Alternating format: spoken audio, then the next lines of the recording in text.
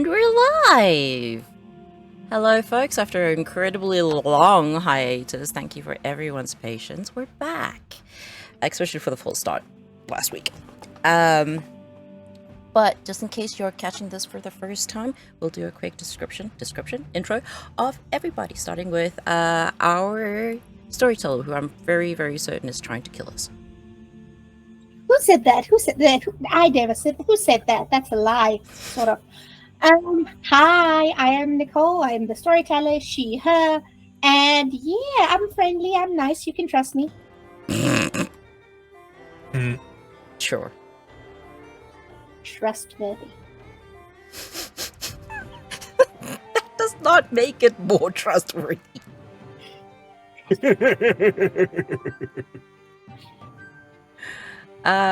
Blaine, would you like to go next? Oh. Hey, I'm Blaine. I play Thomas O'Malley. You can find me pretty much everywhere at Gaming Blaine. Thomas is a mortician, sort of a bureaucrat in DC society. He's about 6'2", $185,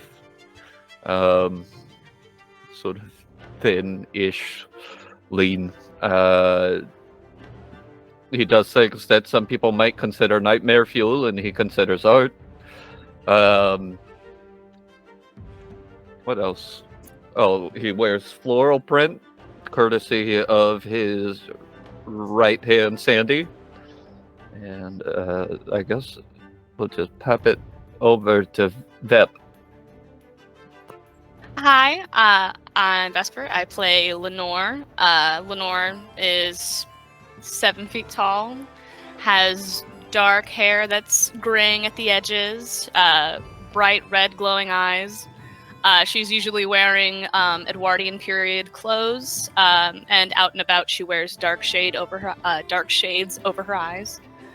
And she's just a bat scientist. She really, really loves bats. That's what she mostly spends her time doing. Also, she can shoot very well, and that is something she learned from Thomas. And now she's just existing in the mortuary house, and she's got her patio, and she's happy. And we'll knock it over to Cove. The urge to just go dead living.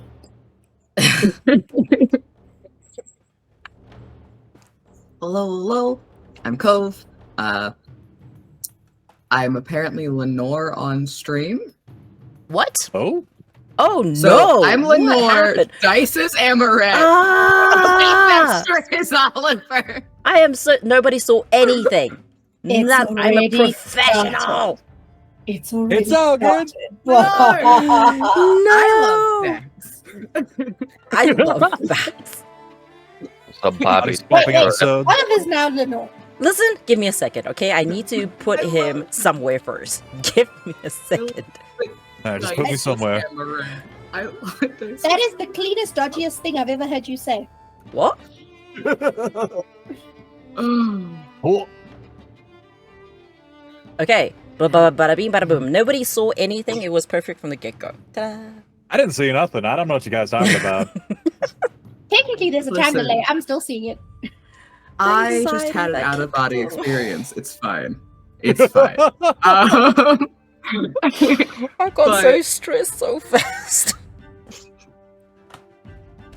It's all Now that we are back as we are, honestly, a great way to start a stream. If you don't start a stream with tech difficulties, are you actually streaming?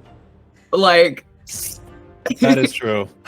You're all good. You're doing great. But I am Cove Selkie. I am a pronoun gremlin. I just realized that as well. I like your overlay. But I use he, they pronouns. Sometimes that changes up. I play Amorette Feign, who is gender fluid. I don't know what gender they are today. I'm gonna be fully honest. So they them pronouns are probably gonna be the safest. We'll see what name ends up sticking. Amorette is usually the more feminine. Feign is usually the more masculine. I don't know which we're gonna end up going with. They both exist. Hey, you're gonna have lots of other things to worry about. I'm sure. But Amorette has kind of medium length white hair. Eyelashes are white, eyebrows are white. They have opalescent eyes. They're very pale. They have ball jointed doll tattoos. They have scarring that goes from the top of their neck all the way down their back, to essentially right above the ass. They're always dressed very fancy. They're either in Lita or OG fashion. I typically post what outfit they wear in Jack's Discord, and I'm actually using the outfit from our false start last week. So therefore, Amorette is actually twinning with her biological grandfather, who is Thomas. Thomas is Amorette's biological grandfather, and so they're in a matching outfit. This day I'll probably go and make sure that. Oh, there we go. But People need to see. the other person who usually does outfit stuff is Jack with Bellona. I always love seeing the outfits. So but yeah. Oh my God, she's short. I did not forget that. Not a child. Not a child. Child Was 21 when she was turned. So even prior to being turned full adult, legal drinking age in the United States, she's just really fucking short. 4'6". I'm done. Oh Lord. So that's gonna pop over to you guys. Hello, everybody. My name is Dice and Autism, and I tell stories on the internet. My pronouns are he, they, and I am playing the punk rocker dude, the Bruja, the man who's be like, fuck yeah, stick it to the punks. Ollie. So, Ollie, he's got like some shocking blue hairs into like a mohawk and everything. He's got a red bomber jacket and all that jazz. He also has a wedding ring on his finger because he is married. Let's get that one thing straight for y'all. He is fucking married. And yeah, that's all I gotta say about that. Jack. He's fucking married. Listen, yeah, the gods themselves acknowledge that Oliver is married, okay? He is our happily married man. We love him. The only Holly ship acceptable is bromance. Yes. Listen, look, she's awesome. Was. Was. My heart broke at that word. Okay.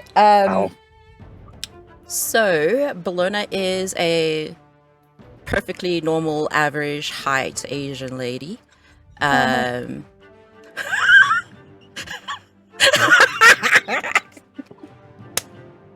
Sorry. Tell the truth.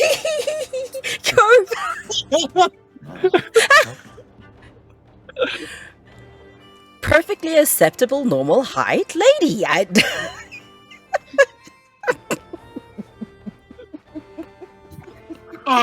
Sorry, that implies that out there somewhere is someone of an unacceptable height. I was actually referring to one point in time where Nicole got her height wrong. I have no memory of this. I'll find it and I'll show you. It lives in my brain rent-free. I killed Cope. I'm sorry.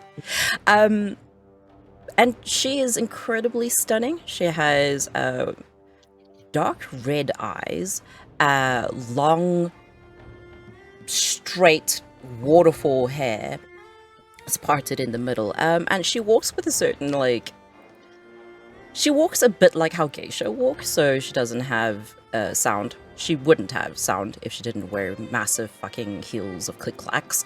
But yeah, so she floats across the ground more than she actually walks.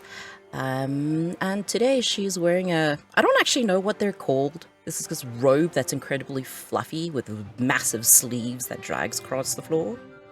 And that's... It has a name for it, but I don't actually know. I put the picture in Discord.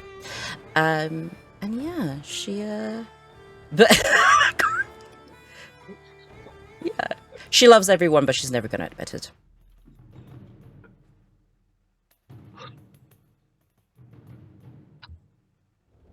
All right. Is that everybody? I look, that's everybody. Okay, lovely, lovely peoples who are lovely, lovely peoples. And to all our people who are watching, I want to just quickly give you a reminder that this is an adult game. We do have adult themes that happen in the game. There are limits that our game has, and if you look at that lovely brown box, you will see what our trigger warnings are. It is going to be one of those storylines, so welcome to duck out at any point, come back at any point. We love you. So, last time we spoke, we had a lot of adventures that happened. And we closed off with a Christmas where you guys managed to do a few favors and a few gifts and have a few changes in your lives. It's been a quiet 2 months. It is late February. It's not yet March. It's still cold. There's still a little bit of dirty slush in the streets. It's not the clean snow anymore. But most of the snow has melted away. It's not like layering the sidewalks, but it's still cold. It's still a little bit dreary. Vampires love it because it's dark for longer. So your days are literally longer. And you guys wake up.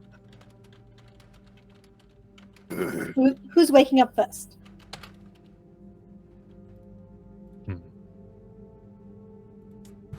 Well, I guess that's me. So Thomas will put on his 37 layers that Sandy laid.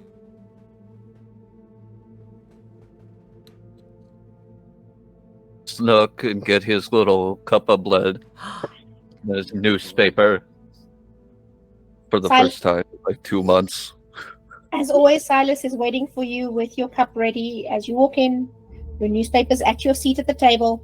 Silas would be Amorette Feign's one of her retainers. He's basically the house butler. He looks after things, and his husband is her accountant. Silas is a very tall, muscular man. One of his arms is strangely a different skin color to the other and the rest of him, and has a couple of tattoos for some bizarre reason, even though he's not a tattoo kind of guy. Oh, he is. Not openly. Yes, he is. Ah. Silas has tattoos. Oh, this is a much different style of tattoo, possibly lower quality. But Silas has your stuff ready for you. Do not match. They do not match.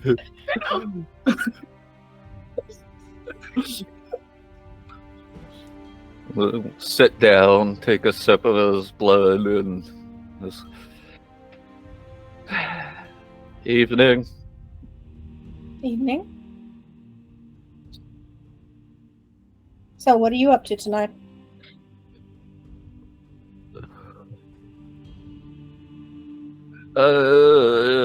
Assuming shit doesn't explode like it usually does every night for us these past few months. Surgery. It's been fairly quiet all night. All month. It kind of has. There hasn't really been much happening. There's been 2 Elysiums since Christmas. A couple of people owe you favors for getting them out of the cages on Christmas. You have your gifts from Krampus. Nothing much otherwise has been happening. Oh, I will say that during that down period, he finally sent off all the foot of case files he has to Bell. which is why y'all got sent on a little adventure last week. You do still have the fragment of the tapestry. You haven't been to deliver it yet because you kind of got back a couple nights ago and were a little bit worn down.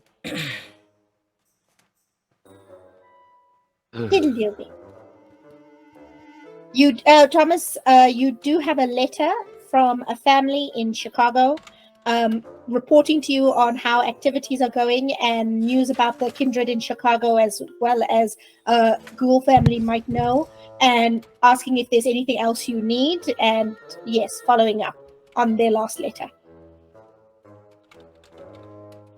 They're still welcome to hang out here if they need a place. I guess I'll go to my typewriter and type up a response after my cup of coffee. So you type in, and do you ask Silas to send the letter off for you? Because it is a letter, not an email. Although I could see Thomas scanning a letter and emailing it. Yeah, no, he'll actually. So Thomas is like, Sandy is the only thing that keeps this old man up to date on technology. Has one dot in computers. So yes, he will absolutely. If someone writes him a letter, he's like, "Oh, thank God." But he will go to the typewriter instead of the computer. Jack, it is Saturday the 10th of February. Thank you. So you type the letter and you send it off. Sorry about that. Yeah. Okay. I'll put it in Sandy's outbox on her desk.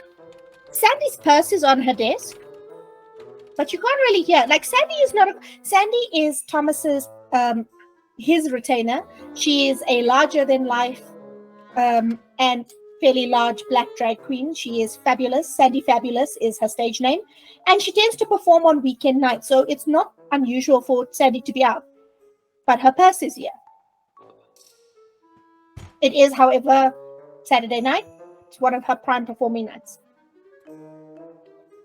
Oh, I will go ahead and grab one of her sticky notes and write 5th anniversary coming up soon. Time to plan your party, and stick it there and just leave the business credit card for her.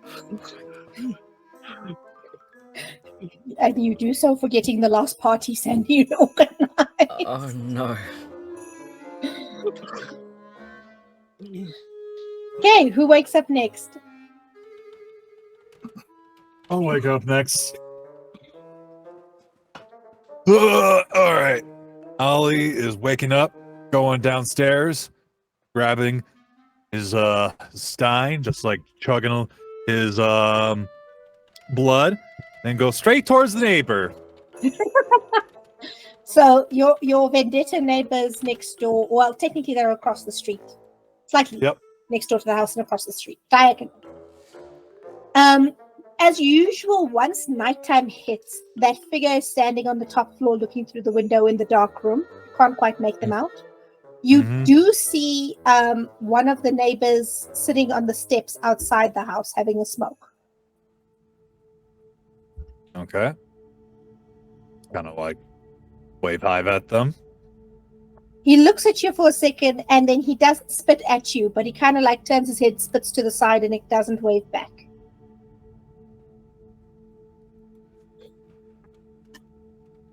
Okay. Kind of like go up to the door, check out the windows, making sure anybody's like checking out and anything. There are no signs of strange cars outside with strange snake men. There are no signs of little snakes around the house except for the angry snake in the train room. There are I'm sorry. Now roll me a perception check. All right, perception. You're going to need to get a... What's your computer skill? Computer skill? Oh no. What is my computer skill? It's a 0. Oh. Yeah, you're going to need at least 2 9s or 1 10 for this one. Okay. All right. Okay.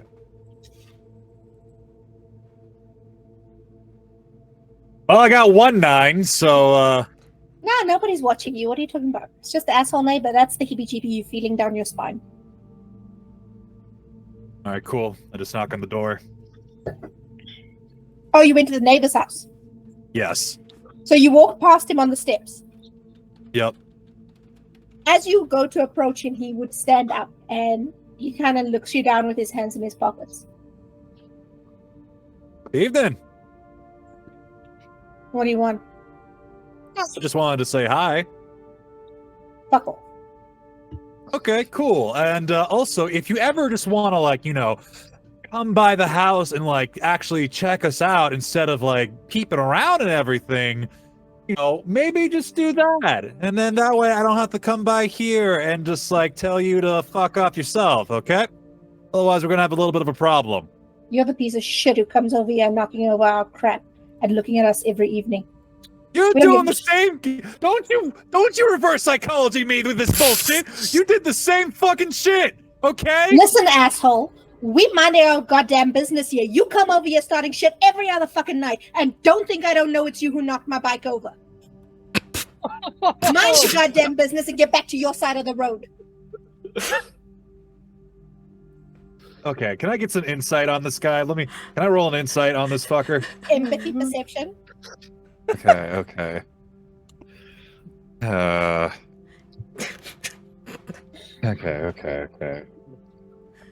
I'm gonna have to call Patrick. Oh, he's gonna need bail again. Oh, he's gonna All right. need bail again. That is 2 success. This motherfucker is definitely hiding something and you can't figure out, but he genuinely seems pissed off that you keep coming over. It's like he feels you're watching them. All right, But well, there is definitely, he does not want you near this house. He does not want you through this door. He doesn't want you even peeking through the windows. All right. So, maybe we can do a whole kind of like football catering kind of like jazz, kind of like tie things over, so that way we can like unfuck each other, because I feel like our dicks are just kind of like tangled up with one another.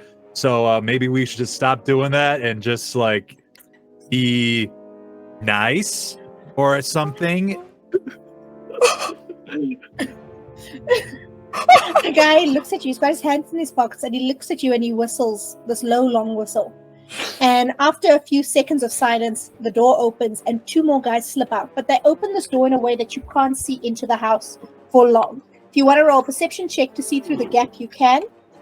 All right. Here we go, guys. Months of waiting. I get a chance. First roll of the season. Oh, Lord. All right. Okay. Standard check of 7. God. Grace. Dude, you smell blood. You smell a lot of blood. And behind the guys, you can see the edge of something black has been painted on some very nice walls. And what's kind of weird is, remember your nice old neighbor who moved away and these guys bought the house? Mm-hmm. You're pretty sure that's still her dining room table in the back, just before the door closes. Huh. Are they technically in my domain? Because I know it's just a couple of blocks, but I don't know which street it ends on. Your haven would be in the center of your domain. It's about 2 streets out, maybe 3 streets out in every direction. Because you haven't got a big, you specifically said you don't have a big domain. So you got like 2-3 streets in every direction. Yeah. These guys. No, we want security over size. You have previously mentioned you've had cameras put up around certain points of your neighborhood. I know. These guys are not any kindred that you've seen. They don't seem to act a lot like kindred. Sandy has mentioned seeing them during the day. You haven't seen them at Elysium. They've never been introduced. They've never come to court. So yeah, your domain laws only apply to kindred. Well, technically only Camarilla kindred. So but don't give a shit. These guys are either Sabad or Are they though?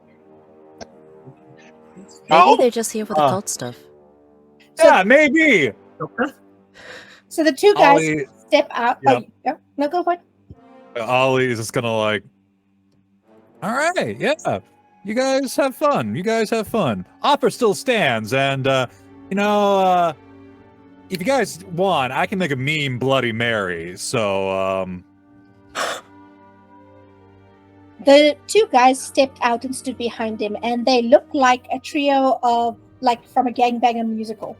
They are all tattooed. They are all different races, though, but they are all big. They are all mean-looking. Do you have any knowledge of what's your streetwise? my streetwise is dose. Okay. Dose means 2 or 0? 2. 2. Okay, roll me intelligence streetwise quick. Yep.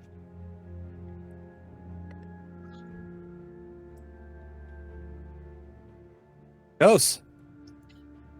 One of these guys definitely has gang tattoos on his neck. The other one has some prison tattoos. And the three of them stand there, and all three of them lift their shirts up slightly, show you that they are all armed.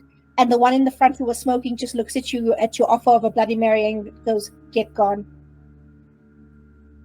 All right, yeah, I got hardware too. I got fuck and you.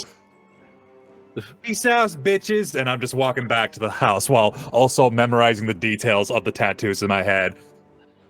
They are standing on those stairs watching you every step of the way. They are not shouting, they are not swearing or catcalling, they are not even taking steps towards you. They look angry. The two at the back especially look pissed. The one in the front kind of goes very cold as he watches you. His eyes are almost blank.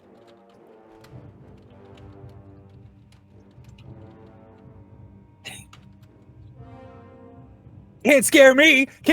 Close the door. Holy shit! Okay! Alright! Oh! Okay. I'm gonna go find a computer as I'm just gonna do some research. So do. That's all for me. For anyone new, we do start in the house a lot. So this is our bonding time. And they're all bonding in different directions. Oh, bonding. So who wakes up next?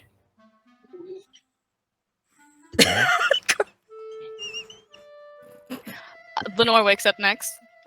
Okay. Comes downstairs. Has it almost like a little skip to her step as she's coming down the stairs.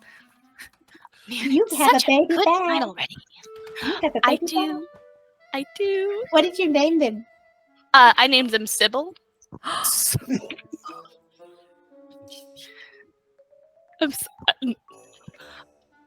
Lenore skips into the kitchen. Is like, Krampus is one of my favorite individuals right now. Okay, blood. You walk in and your brandy glass is presented to you. Thank you. There is also a lovely juice. What kind of bat is it? Is it a fruit bat? Is it a eat bugs?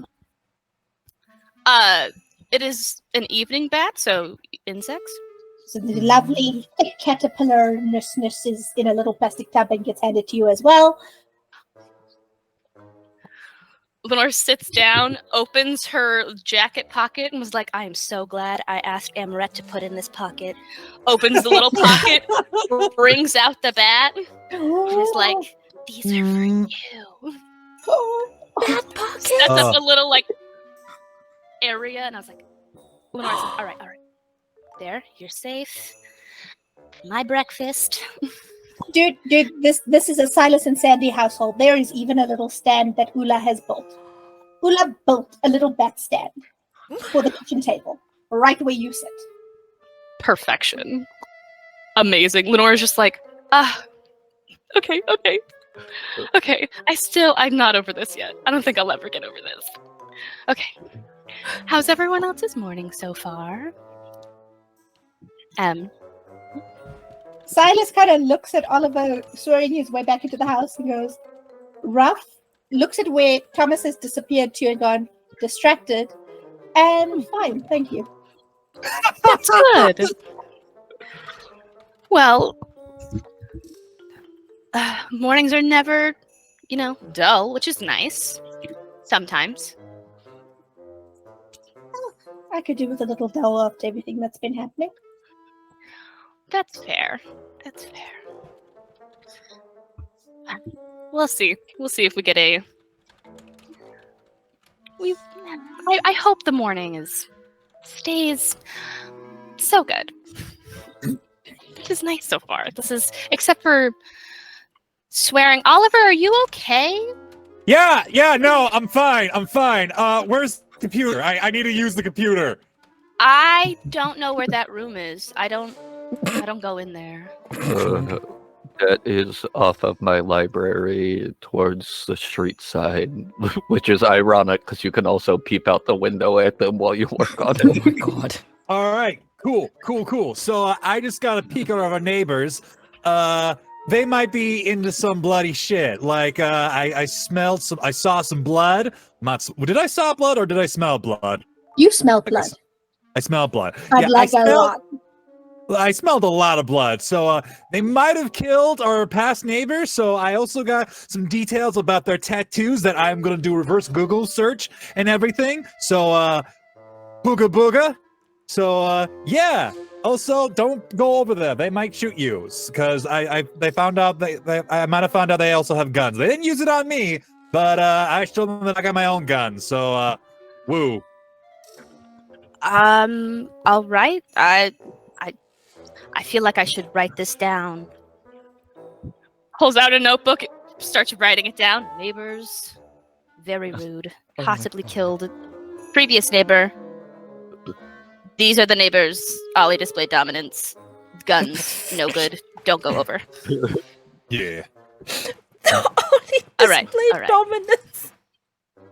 Display dominance. All right. I've got. I will put this on Sandy's desk and hope she understands. Yeah. You put it down on Sandy's desk. Sandy's purse is on her desk. Sandy, though, looks like she's probably gone out. Again, it's Saturday. She has shows on Saturday. She and Ula both have shows on Saturday. Ula is Thomas's other retainer. She is his mortician. She is a bearded drag queen. She is bearded, right?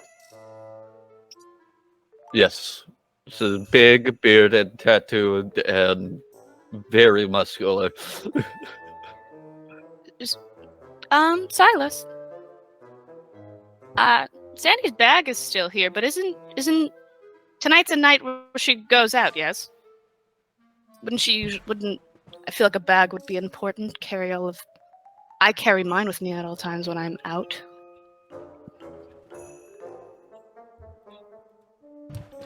So Silas kind of looks at the bag and he's like, "That's strange." She takes it with her, but she left about an hour ago. Said something about her hair.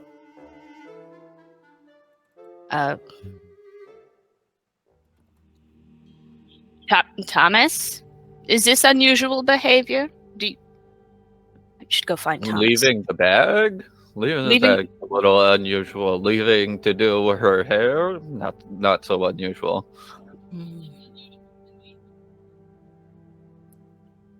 I'm just gonna. I suppose I'll put a pin in this because this is weird. I don't know, maybe send a text just to make sure that she's safe. Are you still in the office? Yeah, I believe so. Yes. Okay. You send the text. Her cell phone doesn't beep or buzz. She's obviously got it with her. Okay. Now, a little while later, about half an hour later, you would have gotten a message. I'm telling you now, but it only happens in about, not even half an hour, maybe 15, 20 minutes. I'm fine. Don't worry. Okay. Okay. Thomas, what is Sandy's usual texting pattern? Does Sandy do emojis or the little faces? Can I make a roll on that? No, you don't even need to roll. You've known Sandy for 5 years now, and you are her boss and her vampire. Sandy speaks in short text. So our younglings might not know, but any of us from the 90s, you remember when you used to leave vowels out, and you used to make words speak. It's the wannabe lead speak of the ancient age of cell phone. The grammar looks like a kindergartner did it. There's occasionally smiley faces typed in sideways. Occasionally there's what would be the modern day equivalent of an eggplant. They used to put like a 3, 4 equal signs and a C to make a little dick on the screen when she was really pissed off at something or very interested in something. Sandy's one of those type of picture kind of people, because we are set in 2001, so it's not the era of smartphones unless you got a BlackBerry.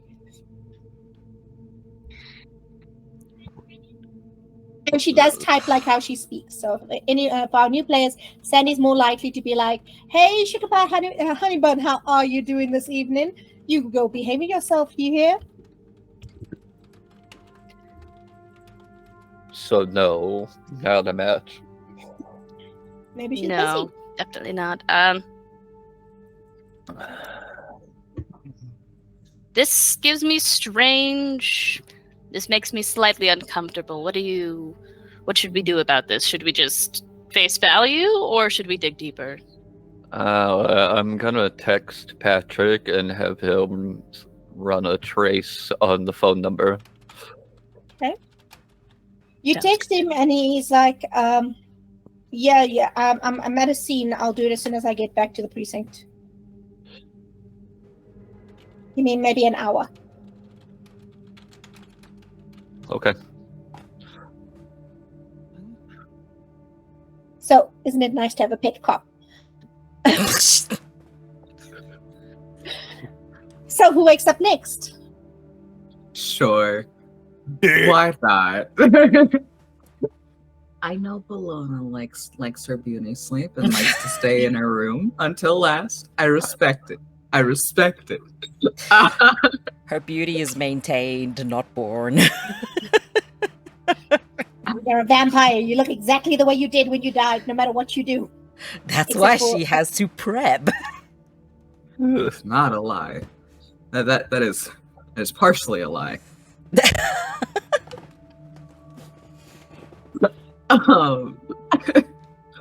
But yeah, Amorette will wake up. It's a toss-up of if she is actually in her bedroom or if she's on Thomas's floor. It's a toss-up of which one she goes between. I thought you sleep in his tentacle bed when you're in the crypt. Sometimes. Okay. It's bed, it's foot of his coffin, it's her room. Wait, There are options. please, someone just describe the tentacle bed before people in chat think of the wrong thing. Okay, so someone please just describe. Thomas has this Lovecraftian-esque inspired massive 4-poster bed, but the posters are these giant tentacles. The color scheme is very, ocean during a storm. It's massive pillows and black wood and signs of Cthulhu tentacles all over the place. Like, it is like the Kraken that's going to grab you and drag you down underneath, and Cthulhu's going to eat you. It's not like, not those tentacles. I just resent them in the thread too. It is magnificent. I love it. I want that bed. I don't think I've actually seen it. Guys, check your Discord messages. Oh shit! Sorry. Oh, that is pretty. It's I know, right? I want it. If I was rich, I would have that as my bed. I feel like there was even one point where, probably very tired, Feign fell asleep on Thomas's coffin, I could see that. which would not be difficult to Thomas going to open the coffin that night probably wouldn't have much difficulty. There'd just be a thud. No, I reject this. In my mind, Thomas starts opening it, reaches out an arm, and scratches Feign on the head. And Evan is like, fuck, I'm in here for a while. I'm sorry. Why is it? Have you guys ever seen that toy where it's like a cat hand peeking open and then the hand just slowly reaching out and dragging things back in? Okay, so you wake up, go for it. Yeah, this particular evening, Emmerette's probably in their room, just for ease. And so they get up, they do all their stretches and stuff. They get ready, and their outfit of the day is dark green and black with gold accents. It is a Lolita dress that has kind of the larger sleeves that have scalloped detailed edges. Very cute. We have the knee-high socks. No shoes as of yet, because either Amorette wears point shoes or nothing. It is Nerf or nothing. And spends a lot of time getting their appearance up to where they want it to be. Probably at some difficulty because Amorette cohabitates with a ghost that I'm not sure likes them. They like it. I'm not sure it likes them. As it makes their life a bit difficult and has on occasion locked them in their room.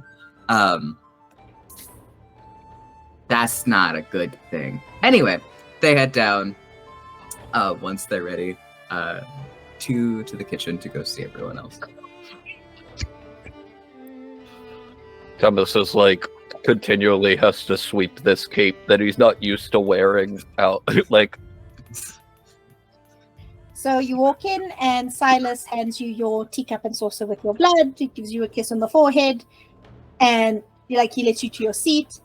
And for Vesper, for Lenore, your little baby, you fed in that caterpillar. That caterpillar is like yum, yum, yum, yum, yum, yum, yum. It is a happy little baby, very happy, very juicy caterpillar.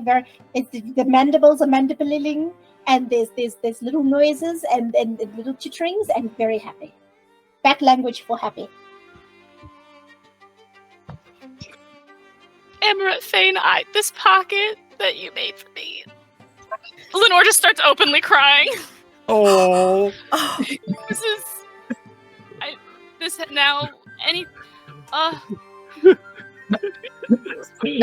Thomas just awkwardly patting the top of Lenore's head. There.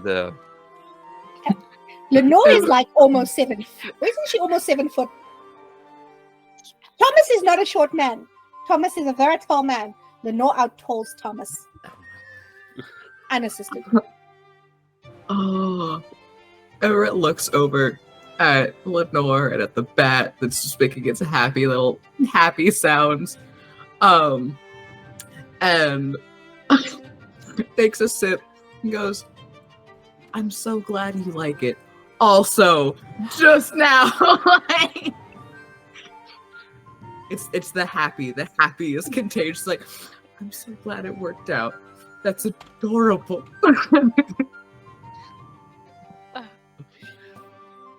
But after a moment spending dual crying with Lenore over a bat that's so fucking cute, Amorette will kind of look around and go, how is everyone doing after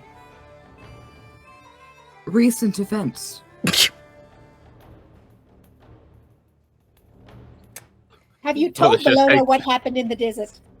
Bellona's not. Another drag off his cigarette. No, I just want to know for conversation. I'm using my brain. That's such a mood. My brain goes on strike. Probably. Okay.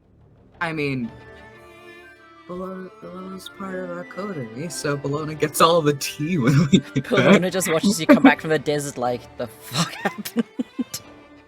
Happened to you? Yes. They had fun in the desert. Yeah, Amorette came back on the wounded level. Oh, She We can take that. just healed up. She was like proper fucked up. Like bite marks and claw marks fucked up. Today we're officially cut though. Oh my God. That's why she's in such a good mood. She's finally gotten unfucked. Finally gotten unfucked. But yeah, Amorette will look around and go, how since everything happened, how were things? You guys good?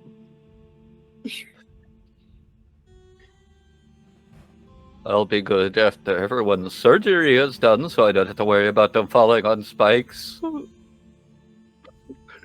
That feels a little pointed. Another sip. It's very like grandfathery, like. There were only 6 of them. It's a as Eric goes, that feels a little pointed. It's a turn away and a sip to avoid eye contact. I just realized something because I like visualizing this. Lenore and Amorette Feign were crying, right? We cry tears of blood. Yes. So it's Yes. just... Technically, any liquid you secrete is blood, but I veto certain liquids because that's just messy. And Yeah. I put saliva and like if you spit blood, then but you still cry blood. Oh my God. Not exaggerating, it's canon. Every liquid a vampire secretes is blood. Thank you. Yeah. Oh my god, Amorette's true struggle of keeping the masquerade is struggling not to cry in public. That's it. Oh, That's her biggest struggle. blood would ruin makeup so much faster than tears. Now you know why most vampires are bitches and not criers. Huh? True. But yeah. For me, I did veto when we very first started, and for tears, it's like super emotional, real tears will still cry blood, but like casual tears or laughing so hard you cried, that's Okay. tears, because otherwise it's messy as fuck. Great. So we're just at, like regular tears right now. Regular. 'Cause it's just... I don't know, Lenore, were those real tears? Oh, Those were definitely legit. Like Lenore loves Sybil so much, and the pocket she has probably worn that like whatever this jacket is, even if it didn't match the outfit, just for the pocket. Oh, Then Lenore has blood streaks on her face. oh, baby. Just Emotion tears, blood tears. Oh. emotional damn. So, Thomas' hands on the pocket square. I'm gonna go to the restroom. I will be right back. Okay. That's where Vep is. Do we want to take a second because I see Vep also needed, or you want to carry on?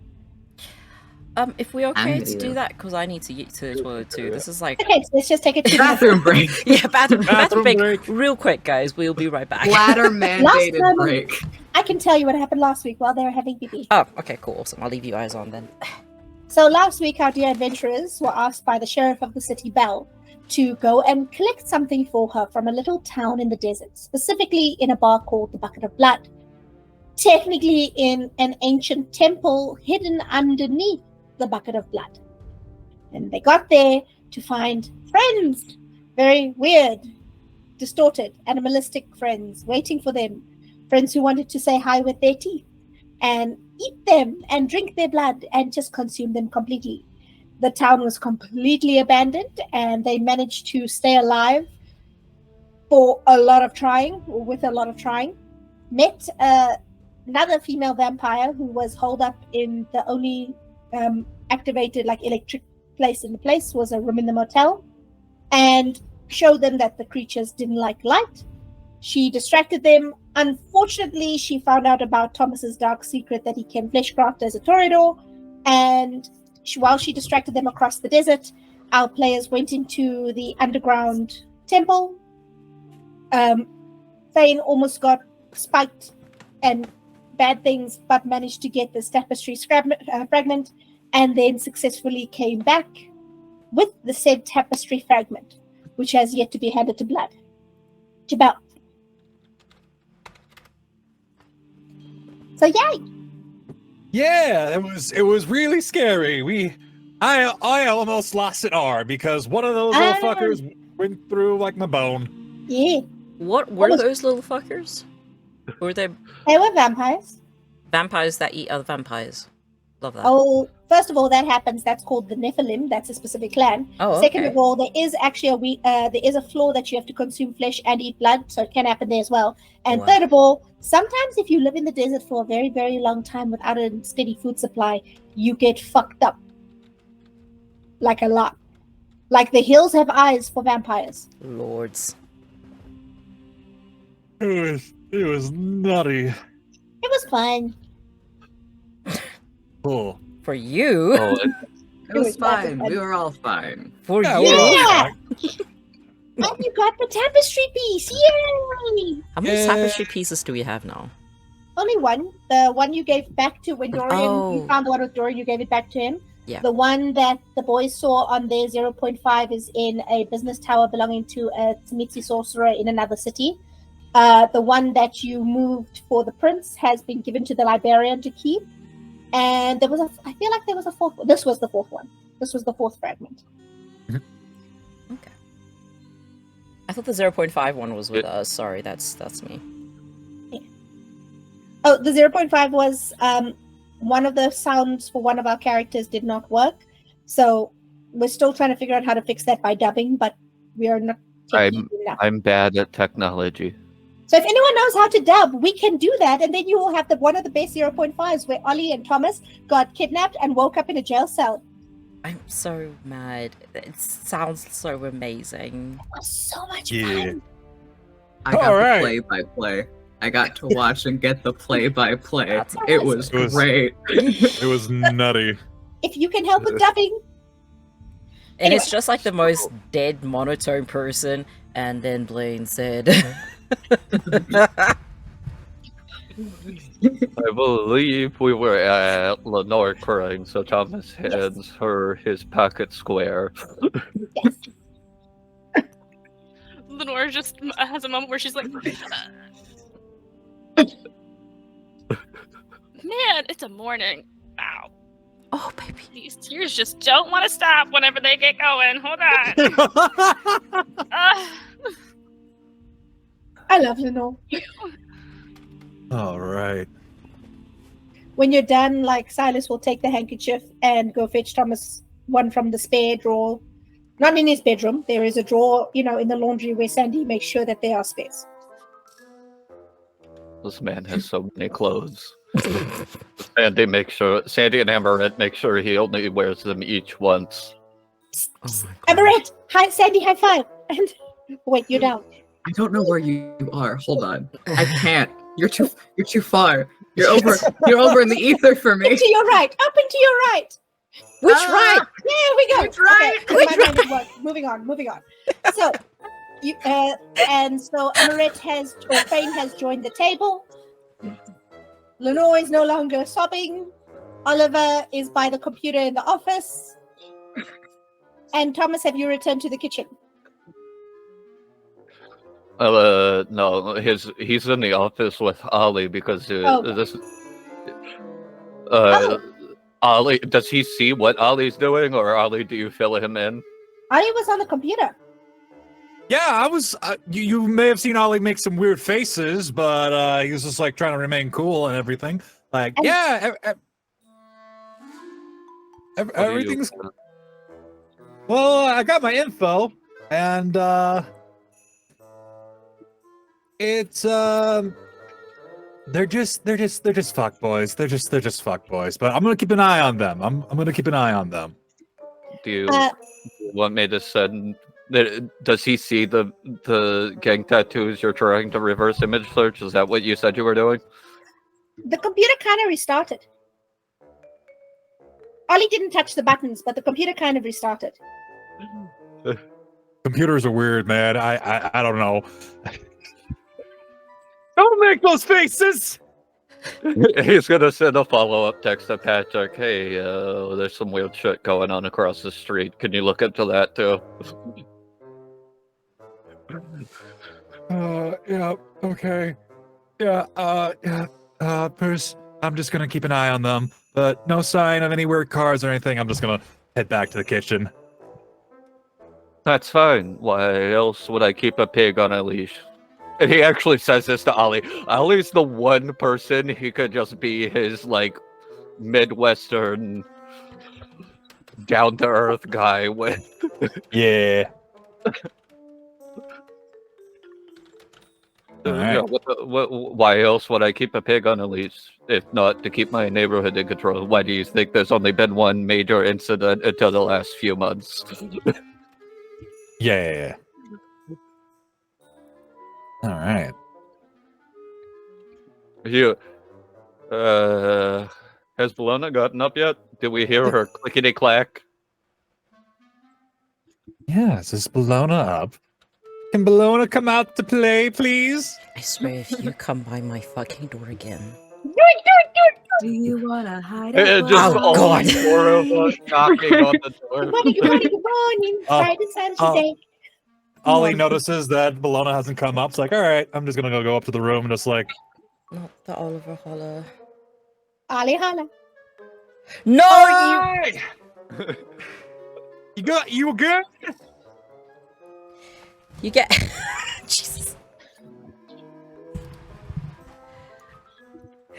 Like halfway through your screaming of her name, you hear like really fast click clacks of heels, speed running across the room. Door opens before you finish talking, and a hand just goes phew, across your mouth. When you said the speed walking, I just heard the Mr. Krabs. Pretty Audio much. in my Pretty head. much. That's what you hear. That is absolutely what you hear. Oh my god. Click, click, click, click. Click, clack, click, clack, click, clack, click, clack. And she just goes, Ooh. Oliver, we have spoken about indoor voices this early in the night. What exactly must I do for you to remember?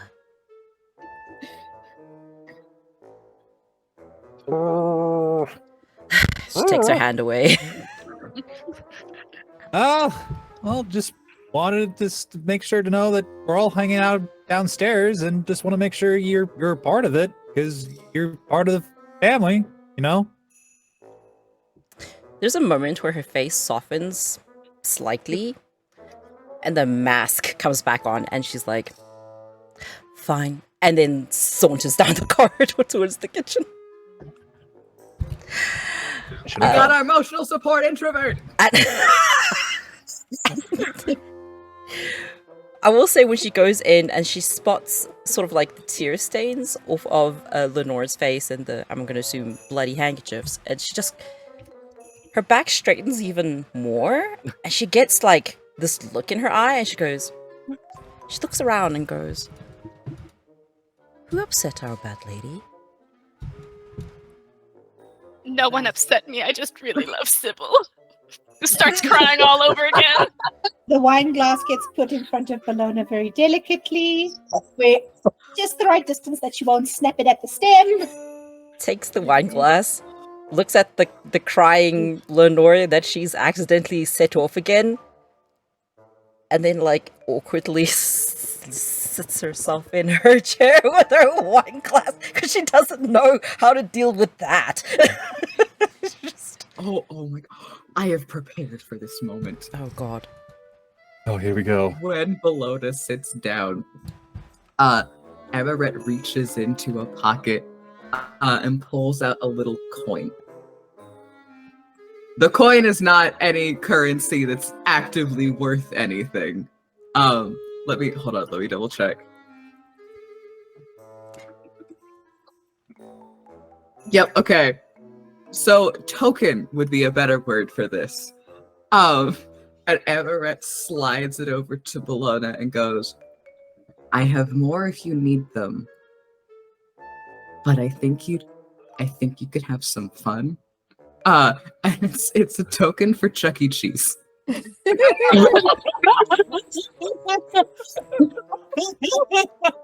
Oh my god. Which opened in 1977. I know what I'm doing for the Halloween session. Oh my Never god, mind. no! Okay. Hold on one second. I need to roll for something. I want to know something.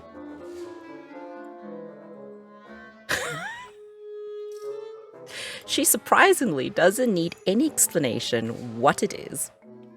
She knows exactly what it is. She doesn't really have any sort of reaction to it, but she does take it and then slides it into her dress. That also, when Bellona doesn't question, Amorette gives Bellona this knowing look, like, oh, I know you know. Oh, okay, and then goes back to sipping blood. She's allowed to like what she likes. Amorette's not judging. Amorette's, in fact, very happy with this knowledge. Aw. You've made Amorette's night. Statues and Chuck E. Cheese. And for anyone who has joined us, before we go further, I forgot to mention for our new people, the theme of this game is what we do in the shadow with politics and mummies in Washington. So it's a quirk.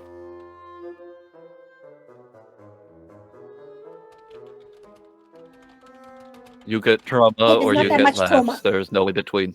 Or you get both Fucking at the hell same it does. time, because why not? Yeah. So you guys, are the boys still in the computer room or are you coming back to the kitchen? I'm going back to the kitchen. I need more blood to deal with this. Quite literally, he's gonna need a constant supply of blood to get through this next little segment. Oh my god. Oh god. All right. So, how's everyone's morning been besides the crying? It got so much better. It got so much better. Another sip. Did we? I was in the restroom. Did we decide whether we talked to Bellona over the month about what happened in the desert, and Thomas being like, everyone's going into surgery today? Oh yeah. I will say, if Amorette Feign arrived like that home, she would descend on everyone until someone tells her what the fuck happened to Amorette Feign. So yes, Bellona has been informed. Thomas pulled out his authority exactly once and was like, I'm tired of the almost getting staked. We're not doing it anymore. We're not almost getting steak this time, we're almost becoming steak this time.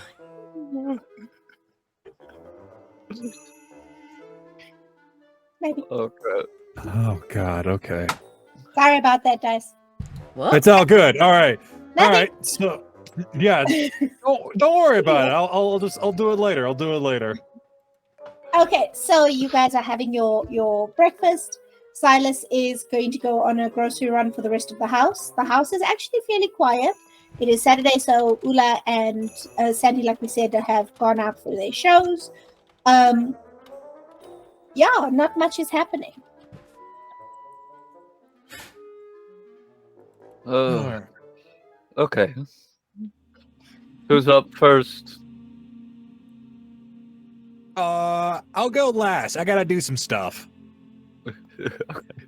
Well, I suppose I might as well. Let me go.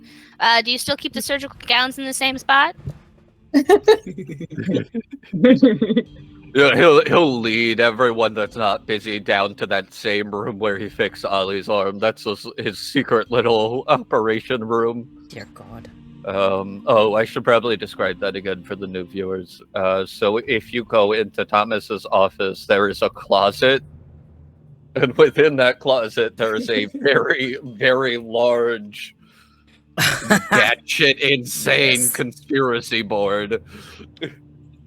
He'll take it down, and there's like a little patch of flesh on the wall that he just reaches into, and you hear like clicking like a safe. And then the wall slides out, and inside is an operating room full of, like, if hell met Saul Razor met Salvador Dali. There are bones everywhere. There is a little closet. And in the middle is like an operating table with straps. and surgical tools laid out. Yes, they're very neatly arranged. The bones are very neatly arranged. In one corner, you can tell there's like little anatomical drawings of all of the like surgeries and weapons and stuff he's designing. Nothing is finished. He keeps getting the ADD and moving on to other products. My god. I love our neurospicy grandpa so much. Okay, there is a, he points to a corner, there's like a little divider, like a surgical divider, you can get changed over there. Okay. Time-wise, you are not going to have the time to do everybody tonight. Even if you went from sunset to sunrise, each operation is going to take a couple of hours. That's fine. We'll do who we can. Lenore grabs the gown, goes back, and it's like, all right. Amorette will mention to Thomas that she does have plans later. Go.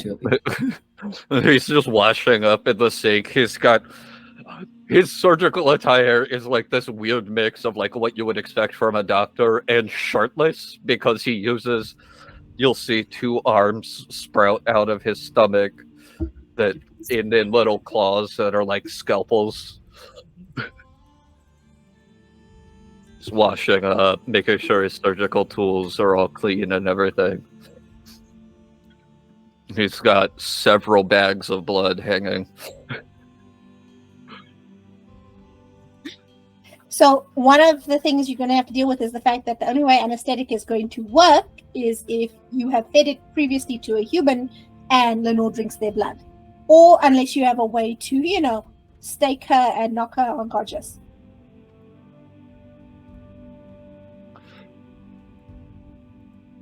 I have blood on hand. That's fine. We can use. I'll ask Lenore if she would prefer anesthetic or for me to shut the nerves off temporarily. That's also an option. Just having a drink would be. A drink and going to sleep sounds good to me. The idea of you coming at me with a steak is a little scary. I'm not gonna lie. He'll wheel over a little cart and you'll see it has a couple of coolers on, like organ donation coolers on it. And like 5 or 6 bags of like anesthetized blood. All right. So how many of these am I supposed to drink before I go to sleep? To be unconscious, 2 should do it. 2? Okay. Lenore grabs 2, puts 1 in her lap, opens the first one, just starts sipping. Well, Amorette, are you assisting per usual? Or are you... Okay. Oh, Can you go to my desk and grab the binary heart system sketch, please? Yes. Amorette will. What Amorette's probably done, and I'm guessing at this point it's a thing, and Amorette can't not be aesthetic. So Amorette's probably made an overgown to go over any clothes that they're wearing, that also still fits within their theme and aesthetic. And that's probably what's been put on to save the clothing. And they'll go over, they'll fetch it, and come on back. Okay.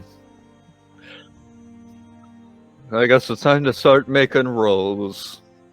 Do you want me to do my medicine intelligence first? You know the roles. You go for it. You just tell me what you get. I trust that you're going to be honest.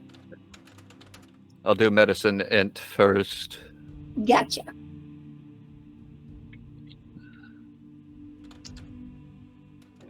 And I will use lateral thinking since I'm using all 4 arms. And what my largest dice pool. You got this. My largest dice pool's for flirting. 3 10s and an 8.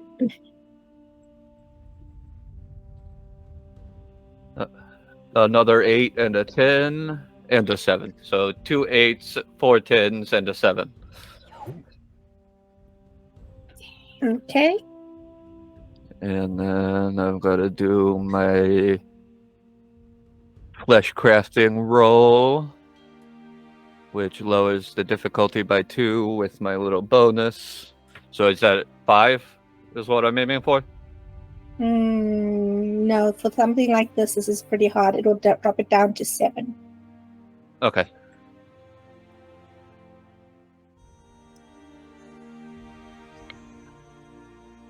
Got a 9, a 7, and a 10. And a 6. So a 9, a 7, and a 10.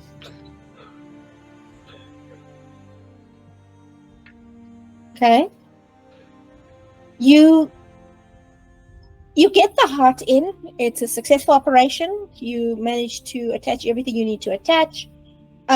You feed it into the systems. You link the hearts together. It goes smoothly. Wonderful. There is one slight thing. Mm-hmm. This second heart, because you are a doctor who was trained in the war, you have been trained with very specific medical protocols and how you do things like heart transplants. You have kept up to date and you know what to do, and you did it the way you were trained to do. The heart starts beating.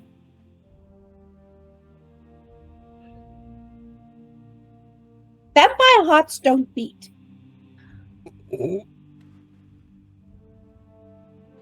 New sensation unlocked.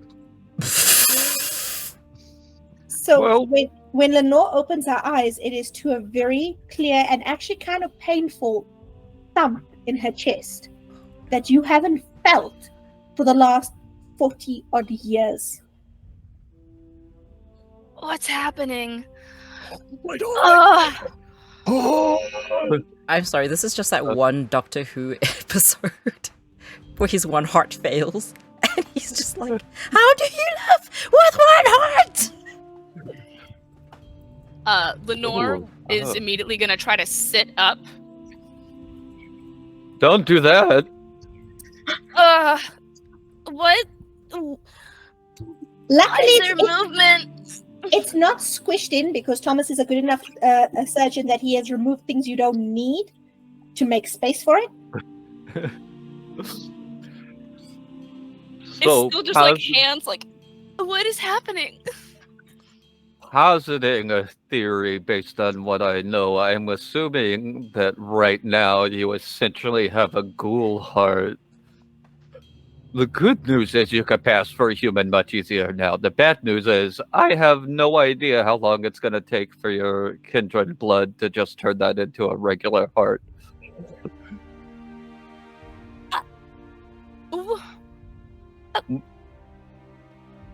What does this even mean?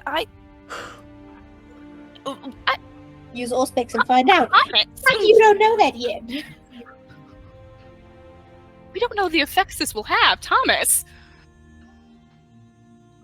I'm sorry, my brain went, can I insight check the heart? I vibe check the heart. Can I vibe check that? I'm gonna rule as Jim unless you have a valid reason, and I mean an actual valid reason to use all specs around Lenore. You will not be able to vibe check until that time. Heart started beating in a vampire that feels like some haunted ghosty shit. That's not right. And then It's a scientific medical shit.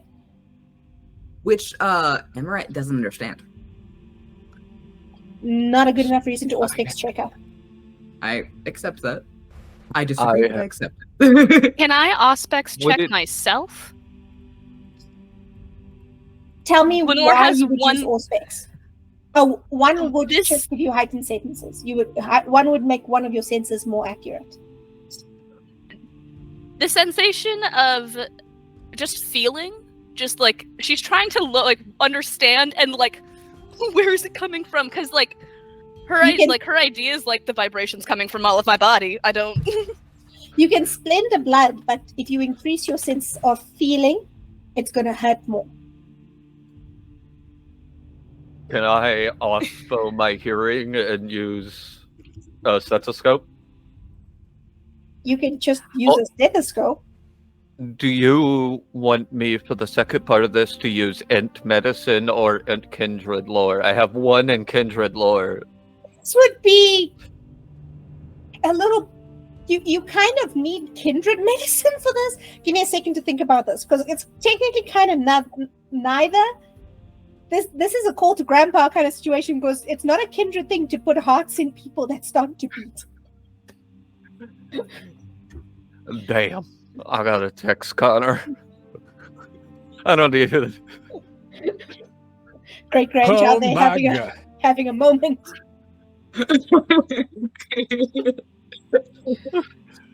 Well, I'll make my medicine check with the stethoscope just so I have more information to send to Connor at least.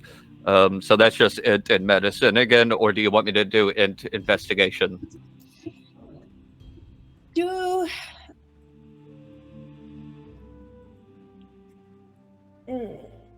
Let's do, and we're going to do a really weird roll here. I'm going to ask you to do int plus medicine. Okay. But I'm going to make your difficulty. What's your vampire lore stat? Kindred lore is only at 1. That'll bring your difficulty down to 9. Okay. One of them fun rolls that don't actually exist. Mm-hmm. I got 1 9. I got 1 out of that whole pool of 7 dice. I got 1. Hey. I mean, it's 1. There is something. There are rumors going around that there is a group of vampires whose hearts beat. Thin Blood's heart beats. And it is a sign of the end time that vampires have beating hearts.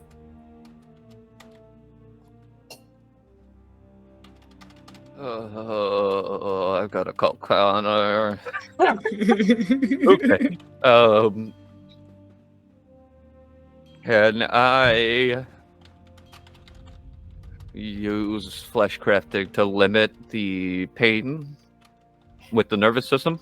It's more like when you haven't used a limb in a very long time and it's atrophied.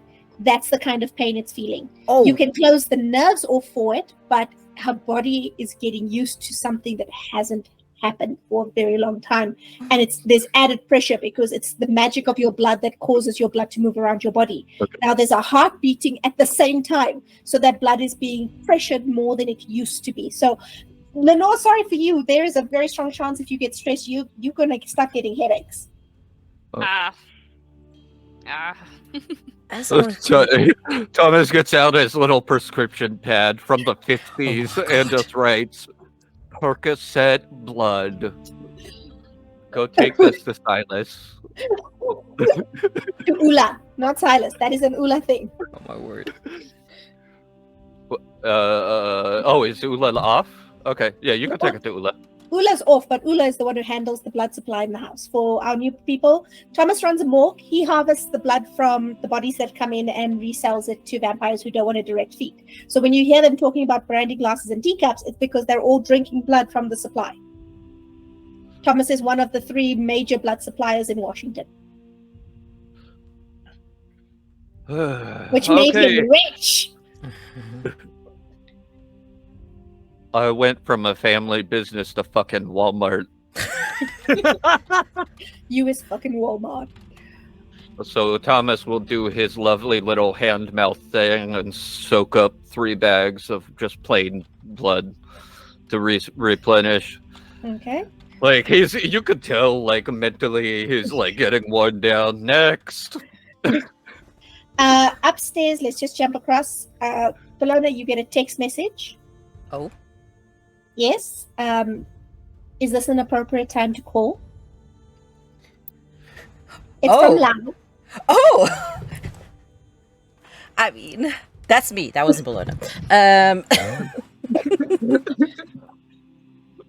The She people called. of Elysium has sent you a text message asking if now would be an appropriate time to call. She like, looks at the phone, and I'm gonna assume she's like outside wherever they're doing the surgeries. Sees a text message, and then yeets to her room, just like, and calls him back. Okay. Good evening. Good evening. I hope everything is well within your haven this evening. As good as it usually is. I'm assuming this call is about certain information I'm looking for. Yes, the prince mentioned that you would like information regarding the Fae, and you had spent a boon. I did, yes.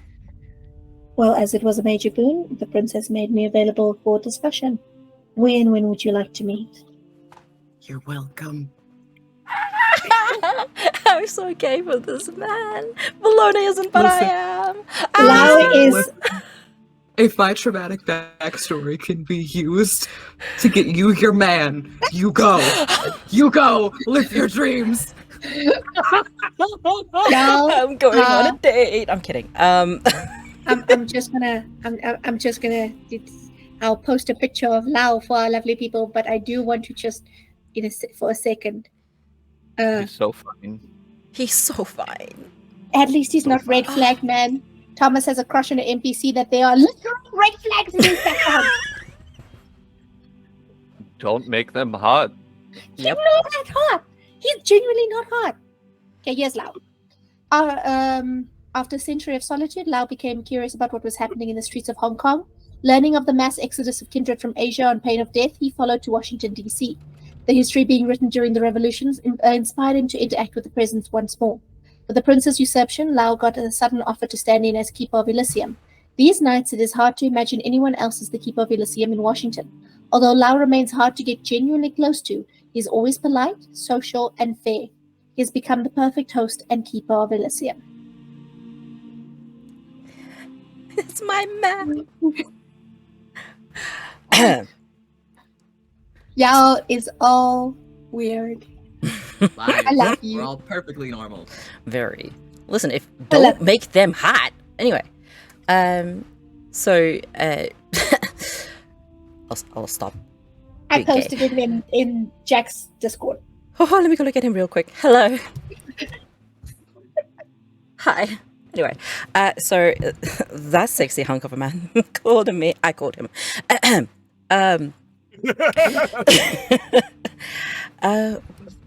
When might be an appropriate time, and if it's all right, I would love to bring a few others who would also be interested. You're most welcome. Would you prefer a more quiet venue, or would you prefer we meet somewhere less noticeable? The urge not to say anything unhinged. Okay,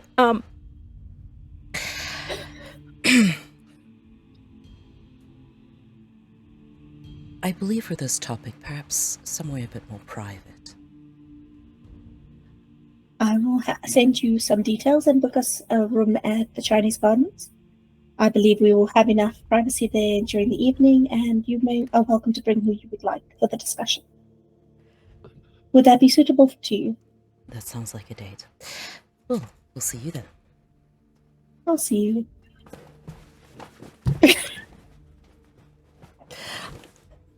I have never seen Jack react like this.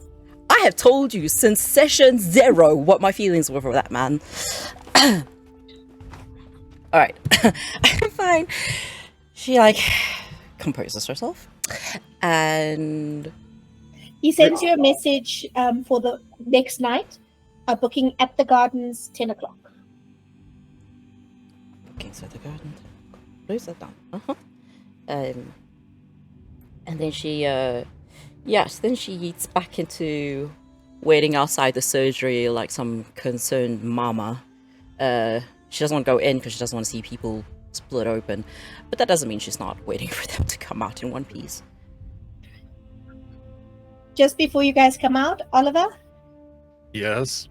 what is Oliver doing in this? Okay. So Oliver is going outside. He's checking out the tree. Roll me a perception check, difficulty 7, because you are up close and personal. Okay. There's a purpose to this madness, I swear, guys, I swear. Believe you. I believe in We you. believe- I'm also scared. We believe in the Ollie. However it goes, it will be brilliant. Okay. Yes. Ah! Okay, that's a 2. Okay. 2 successes. Yes. Okay. Sorry, you said that's a 2 and I had a moment of wait. Okay, Sorry. so now that you are close enough, you see something on one of the branches. It is slightly black and shiny. And you kind of lean up, and you're quite tall. You're not a small guy. Yeah. There is a very small, unobtrusive camera facing the house. It is not one of Thomas's neighborhood cameras. It is very expensive. It is very high tech. And the red light blinks. And when you pick it up in your hand, the red light is on. It seems to flash for 2 seconds. And then there's a short electrical pulse and the camera fries. What?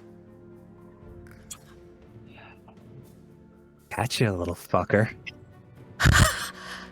Just gonna walk back into the house. Oh, we got a meeting to have too, guys. We've been fucking spied on.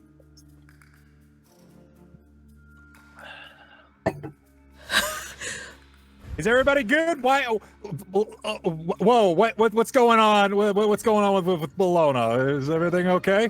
Me? What's wrong with me? You're blushing. No, sorry. Yeah, you're blushing. Do vampires blush? Do vampires blush? They have to will a blush. I'm joking. You have to, as a vampire, you have to will yourself to blush because you basically push blood into your face. No, that's there's no. true. I She do it for looks. aesthetic. She looks Bellona-esque. Also, she wouldn't Yeah. be blushing. I would. She would not be. Hey, okay. I meant Lenore. Lenore, you okay? You're looking like. I have a beating heart. I haven't had a beating heart in 40 years. Thomas, what the fuck did you do? I feel like I have indigestion in the worst way. Oh, indigestion of the chest. Ah. I don't like it. Okay, well, we've been spied on, so that's some news. Elaborate? This camera here has been pointed at our house, so somebody's been looking at us. And also, when I picked it up, it short fused and everything. So they probably know that we know that that they're spying on us.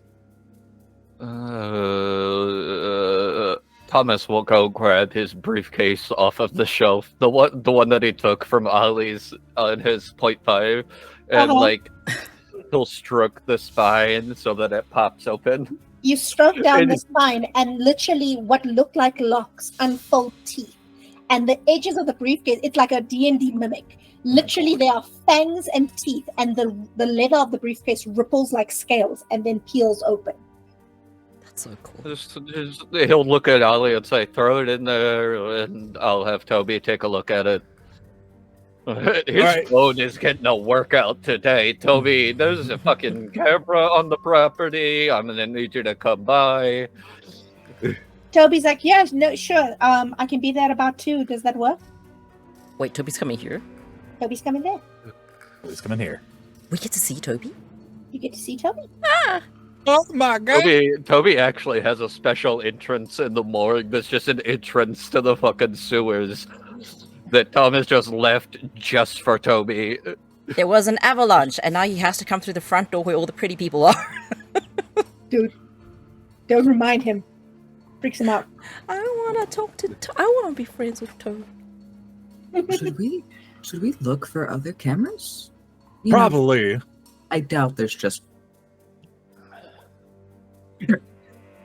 There were a couple of pictures, other pictures. The main one was the tree, but there were a couple of others. Okay. All right. So, okay. Okay. So we really. Okay. Yeah. Let's do some looking. Let's do some looking, shall we? So for time, I'm going to fast forward the looking unless there's some a way you want to do it. You're going to tell me how you're going to look, and I'll tell you the results. I'm going to go into my mind palace and be like, all right, I'm going to review all like the photos that was shown and everything, and just be like, all right, can I like decipher like where would they be and stuff? Okay. Roll for me security and intelligence. Security? Do I have anything in security? I don't think I do. Does security exist? Larceny. Larceny. Oh, okay. All right. I was like, oh, okay. I have stuff in larceny. Larceny and I'll let you intelligence, choose. I'll let you choose. You can do it with streetwise, going what would make sense in the neighborhood there because you know the neighborhood, or Yep. you can use larceny for what would be a smart way to do it. All right. Okay. I'm gonna use since I'm using my big brain. I'm just be like, all right. I'm gonna see the smart way to do this. Ha! Jesus.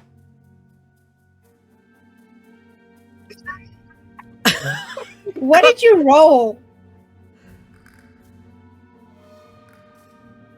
So there's a moment where Oliver's like, okay, mental palace. Where did I see the playground? I'm sure there was a playground, the playground. And trauma hits you, and your brain goes, we don't go to that playground. We don't want to go there anymore. There's bad things happened there. There was a bunny man on that playground that wasn't there after he got shot in the face. And like, I don't want to go to the playground. And your brain goes, no, we're not doing this today. Not that place. Mm-mm. You could literally see smoke coming from Ollie's head. It's just like, ATBP, assigned trauma by playground. Sign trauma by bunny man. oh god. So yeah, that's fun. Ollie's just like sitting on the couch and just massaging his temples, just like,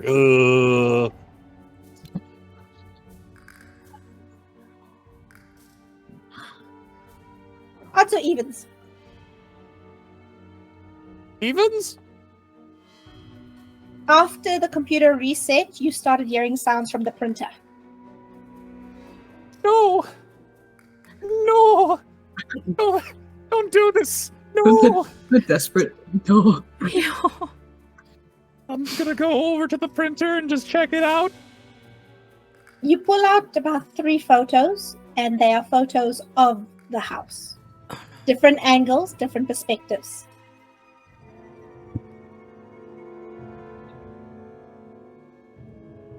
I'm gonna go to the computer. Is it on? It's on.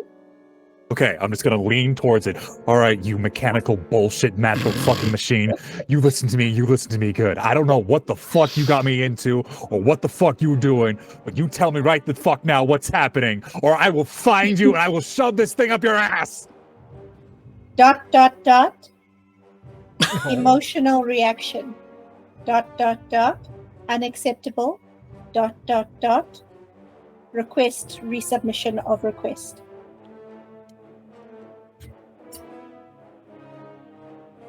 What do you want from me? What do you want from us? Boom.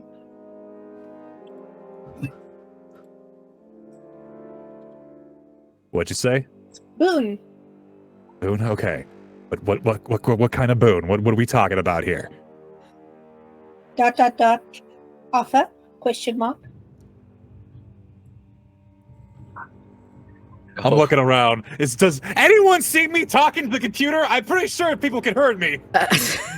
Oliver was not quiet when he went in to threaten the machine box spirit thing. That's not usually how computers work. Is everything okay? Hey! Like just appearing. I need to stress that Amorette is creepy. And silent and sneaky. So just appearing next to Ollie. They don't usually work that way. Are you okay? Yeah, I'm fine. I'm just a little freaked out since we've apparently been bugged and everything, and that's not cool. It's never cool. Is the computer speaking back? Is this similar to the way the Malkavian or Nosferatu talked to me last time? It is almost exactly the way the Malkavian Primogen talked to you last time. Oh no. Oh fuck! Oh, Fuck! no. I got involved with the Malkavians! No! No. And you redeemed the household's boon. Oh, I'm so sorry, guys! I'm so sorry! Ollie looks back to the computer. Is it still like on the screen where it's that so that Amorette can see?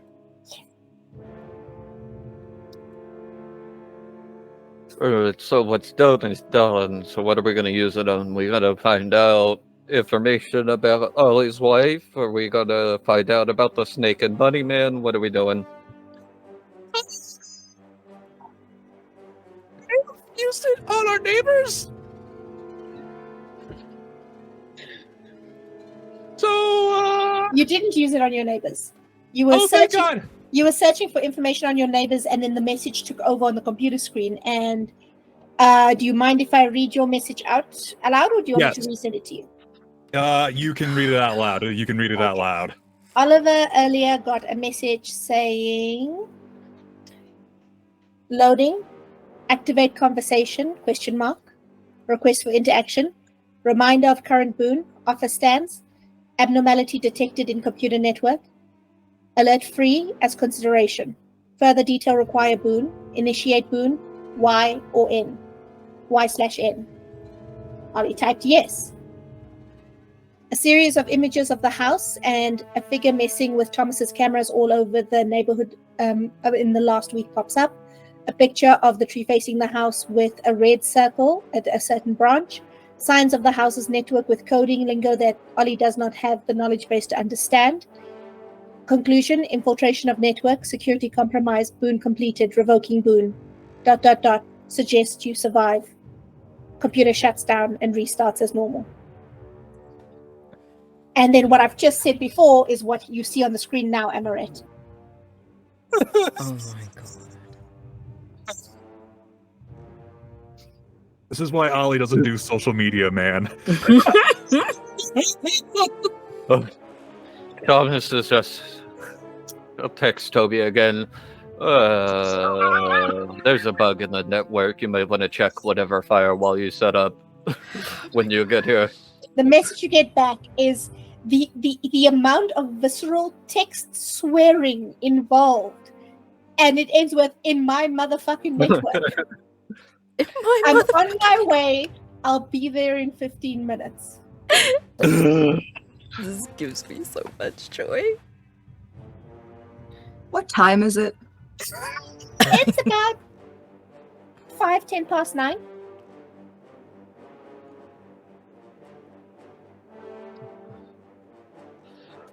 I'm just gonna look at her phone. There you go. I'm not gonna be much help here. Okay. Okay. Good luck. Thanks. I'm gonna make friends with Toby at some point, but Toby's not really comfortable with me. Too pretty. It's a whole thing. I understand. Which works out. I do have plans I need to get to. Ooh. Cool. So, I'll see you guys later. And Okay. Amorette's gonna head off to get ready to leave the house. How long does it take you to get ready? Not long. Oh, Amorette my was God, pretty much freaked out. Ooh. Oh, there it is. Okay. Amorette got ready in the morning completely, so it was just a matter of putting on shoes. Leave. Okay. How are you gonna get there? Probably Because you don't drive. No, I don't. But Silas Silas can drive you. says I don't. I know Silas drives, and Uber is a thing. And my accounts are no longer frozen, thanks to an unfortunate orphanage trip. So, I will take an Uber. Thank you. Uber was a thing. No, Uber was founded in 2009. Hold on. But you can call a cab. Yeah. You know, the time period appropriate. This is now a period piece to me. Oh no, why would you say that? Oh God. 1980s were 30 years ago, y'all. Don't say that. More than. Yep. Shrek is So- old enough to drink in America. Oh dear God. Calling a cab. So you call a cab, no problem. The cab will be there shortly. You are gonna get there maybe 15 minutes late. Amorette will send a text, just letting him know. Okay. Sends your message back, no problem. Don't worry, I'll just get started without you. And there's like one of those horrible digital pictures from the old phones the pictures you sent via SMS that looked like they were made with 12 pixels altogether of a booty shaking on the dance floor. Yes, he would have had to get somebody to take a picture of his booty for him to send you on purpose. Laughing. Sent. And in all this, what is Lenore doing? Lenore is just now, like, she's taken herself up to the kitchen and is just typing to Emrys and is like, things have happened. We can make new jokes now.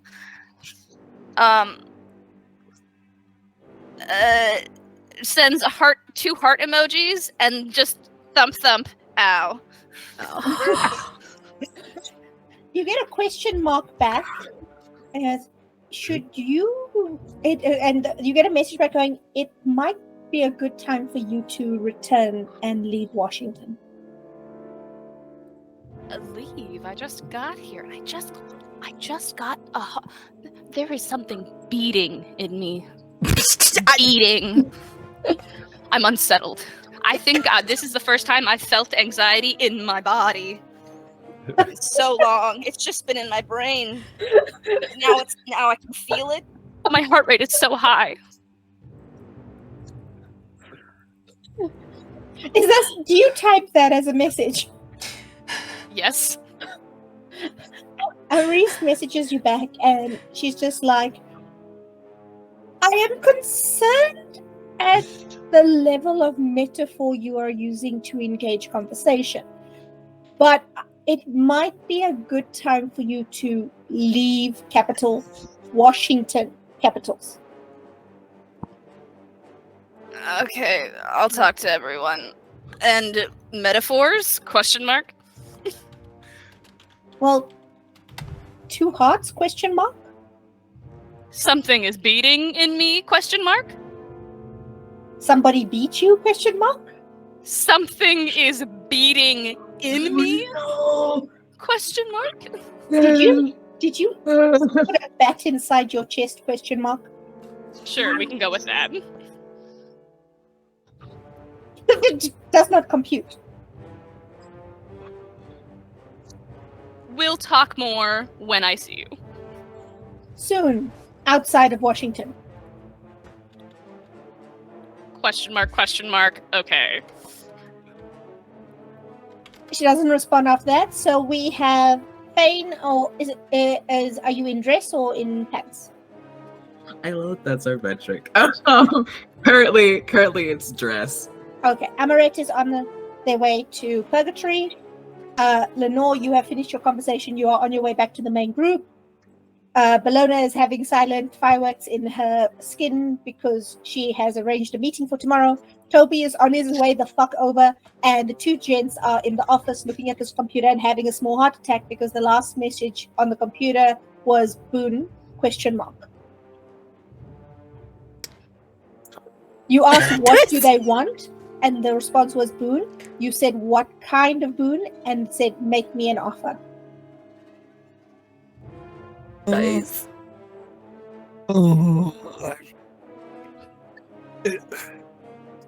This is all from the computer, right?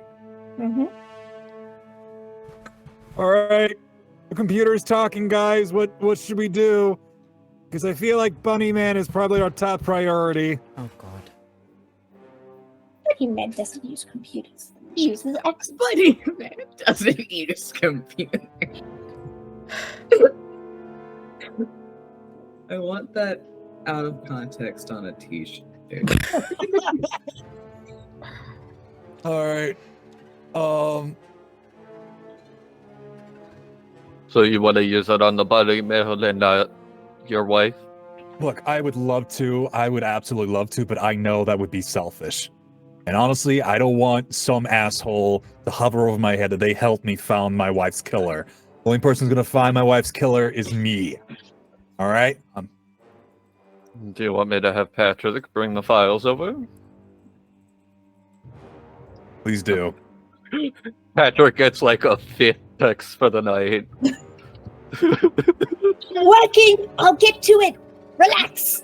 All right, I just go to the computer. All right, fuckface. If you have a face, give us information on the bunny man that attacked us a while ago. Thomas will send over all of what he has collected. You know, the same files he had for Bell over to the Mel Cave. I'm not there. Don't worry about it. It's okay. They're about to feel it. You Oh no. you send the files over, and the message comes back going, offer sent, not accepted. Woof. Negotiation incomplete. And you send the files over, but what it does come through is a message of suggest compromise. What are we compromising? Compromise offer? Question mark. Are you saying that or typing that? I'm presuming he's typing by his tone. Okay. So the message goes back, request boon for current situation information as per vocal request. Offer of information sent not requested by primary user. Suggest compromise. Secondary request.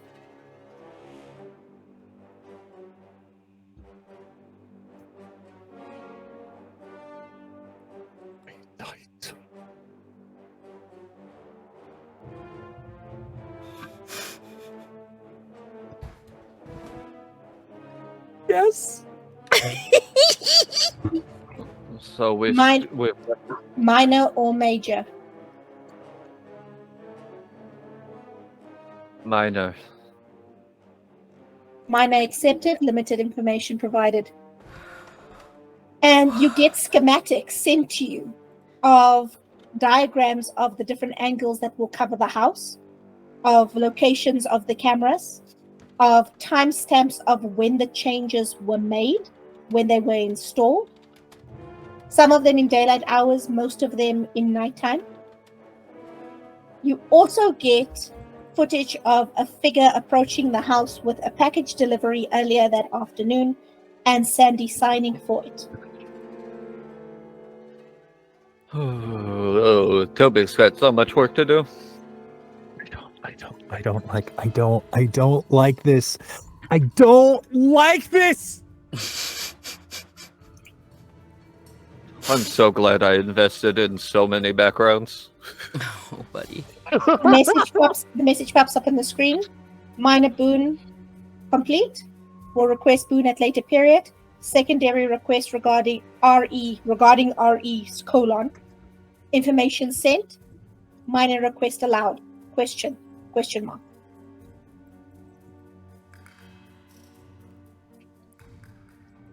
Oh God. You sent him info he didn't ask for. He'll answer a basic question if he is able. Okay.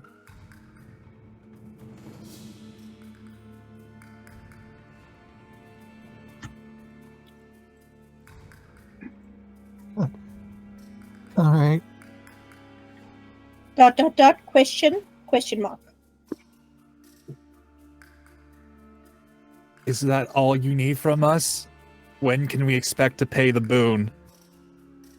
Boon to be nominated at a later time. Current request for minor information as per information sent. Question mark. A timer pops up in the corner and it literally has 5 minutes counting down. Okay. Alright. Fuck. Man says no patience. He's like, hurry up. My time is precious. For I'll our give new you 5 viewers, minutes. no one actually knows who the Malkavian Primogen is or what they look like. They don't even show up for Elysium on the prince's request. A laptop shows up with a webcam. Oh, who do you think he is? L? Let's just ask for what they have on the wife. I'm fine with that. It's gonna be held to me anyways. And I knew her. So it's not like some random guy holding it over your head. It'll be me and I'll take that. Suggestion? Question mark? All right. You both look like you're struggling with this, and so the message pops up. Suggestion? Question mark. What? What's the suggestion? Current haven danger level percentage? Question mark. Accept? Yeah, let's accept. And Accepted. it scrolls through, and you literally see Lenore's name pop up, 13%. Dice's name pop up, or Oliver's name pop up, 15 to 18%. Thomas's name pops up, 11%. Bellona's name pops up, 85%. Oh, God. Amorette's name pops up, 93%. High likelihood of extinguishation. Sandy's name pops up, 68%. Ula's name pops up, 52%. Silas's name pops up, 82%. Oh, my God. Emeris's name pops up, 42%. Fuck.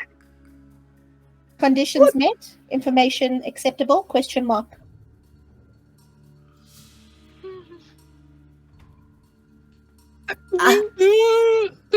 Yeah. What do you mean, 92? What's happening to Amorette Feign? Calculations based on current situation analysis and statistics. Acceptable? Question mark. I'm gonna fire a text to Bjorn. I'm running from like I like to imagine he has a little like dad chat set up. Yeah, I was like, assemble the dads. He has a drawer of cell phones because they break fairly often. Well, I'll be getting to you in a second, Amorette. I am running to Bellona just to like make sure they're okay. Oliver? Is everything all right? Hey! Yes. Yeah. Hi. Hello. Greetings. You good? Okay. Are you close by a window right now? House has lots of windows. Yes. It is the kitchen. Kitchen has windows. Okay. Cool. What is happening, you just Oliver? don't worry about it. Don't Oliver. worry about it. I'm just gonna grab my gun. I'm just gonna grab my gun real quick. And collar. The Oliver collar. The holla, the collar, and the salute. Okay. All right. Next So, time it will be your ear. Okay. All right.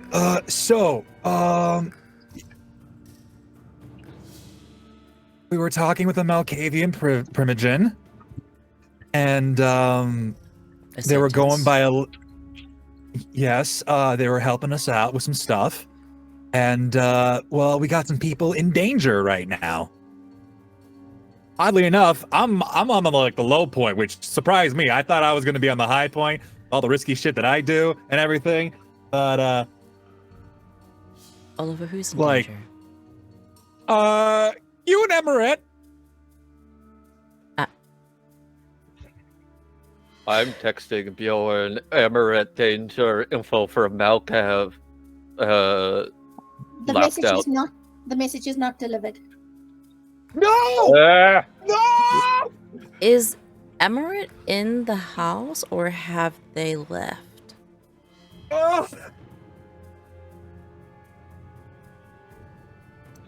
Amorette's in a taxi. Oh, god damn it. Philip, he texts Philip, asshole, Amorette, danger, Malcav info, your life, for theirs, or I will find you. Message is delivered, but message is not read. Has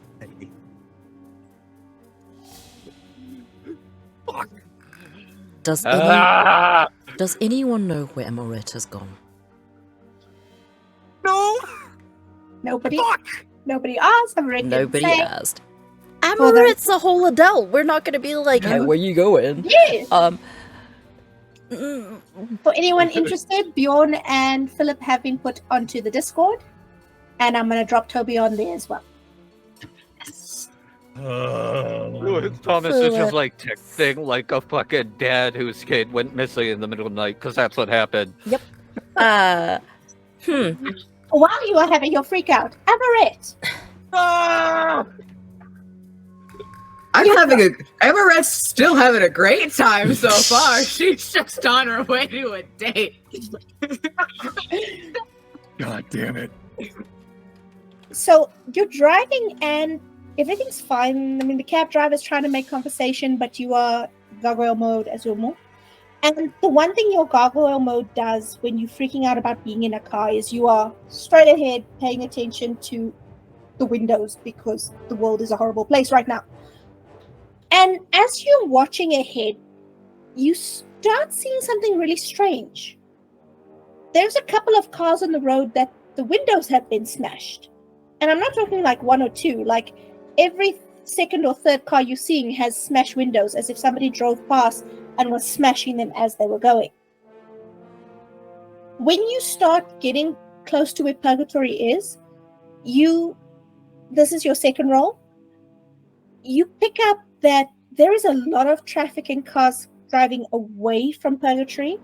You start seeing people nearby on cell phones talking. You see buildings where the front windows of stores are smashed open, and you're starting to see graffiti signs and tags all over the place. And just before you hit Purgatory, you realize, this is your third roll, you hear sirens, and you can see yellow light ahead, and you can see smoke.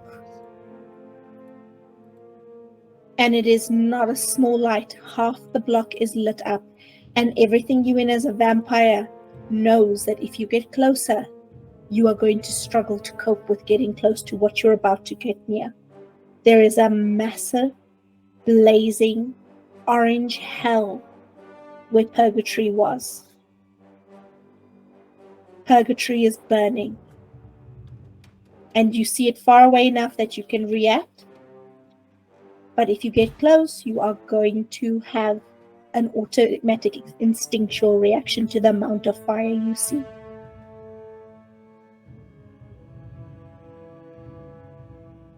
What the fuck? I wish I had 2 phones so I could dual call people.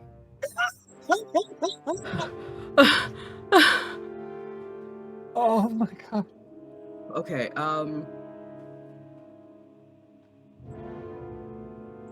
fuck, okay. Bjorn's not always at Purgatory. She knew Philip was going to be. Philip was Gonna there. call Philip. Philip Yeah. sent you a picture from the dance floor. His ass, I remember. The call does not connect. Do I? Okay. Kind of a common sense question here. I love that nerd so much. You're welcome. So, if I get close, Fire is an instinctual fear for vampire because a little bit of exposure, one single touch of fire is aggravated damage to you. I know, You will I burn to know. dust. You will have to roll. If you fail your rolls, you will rot check, and the size of this fire, your rolls are going to be fucking difficult. We're talking 2 10s just to Yeah. stand. Yeah.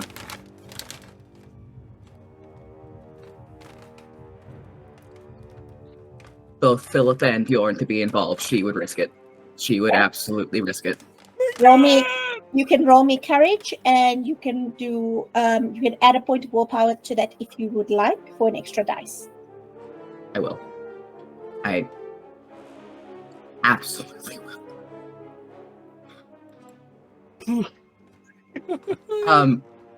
She will before, like, the second that the nothing happens with the cold Philip. She will text.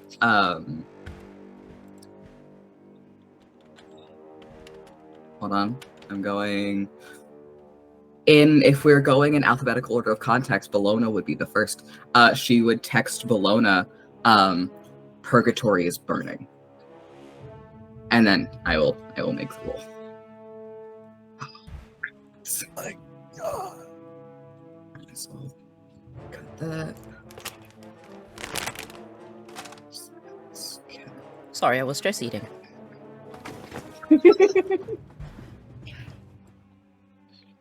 Okay, we're off to an okay start. Okay. We have 3 10s to start with. Okay, that's Good. enough to actually approach. Jesus.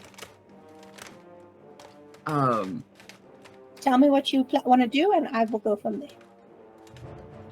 Desperately looking for Bjorn, Philip, trying to overhear any conversation, information about people who might have still been inside, things like that, just seeking information about these two in particular. She doesn't give a fuck about the cause, she doesn't give a fuck about anything else. Okay, do me for that as well. I'm gonna need perception, and let's make it empathy, Okay. because you're hearing about what's going on around you as you're getting close. And going to use a blood point to use all specs to heighten hearing. Hearing. Yep. So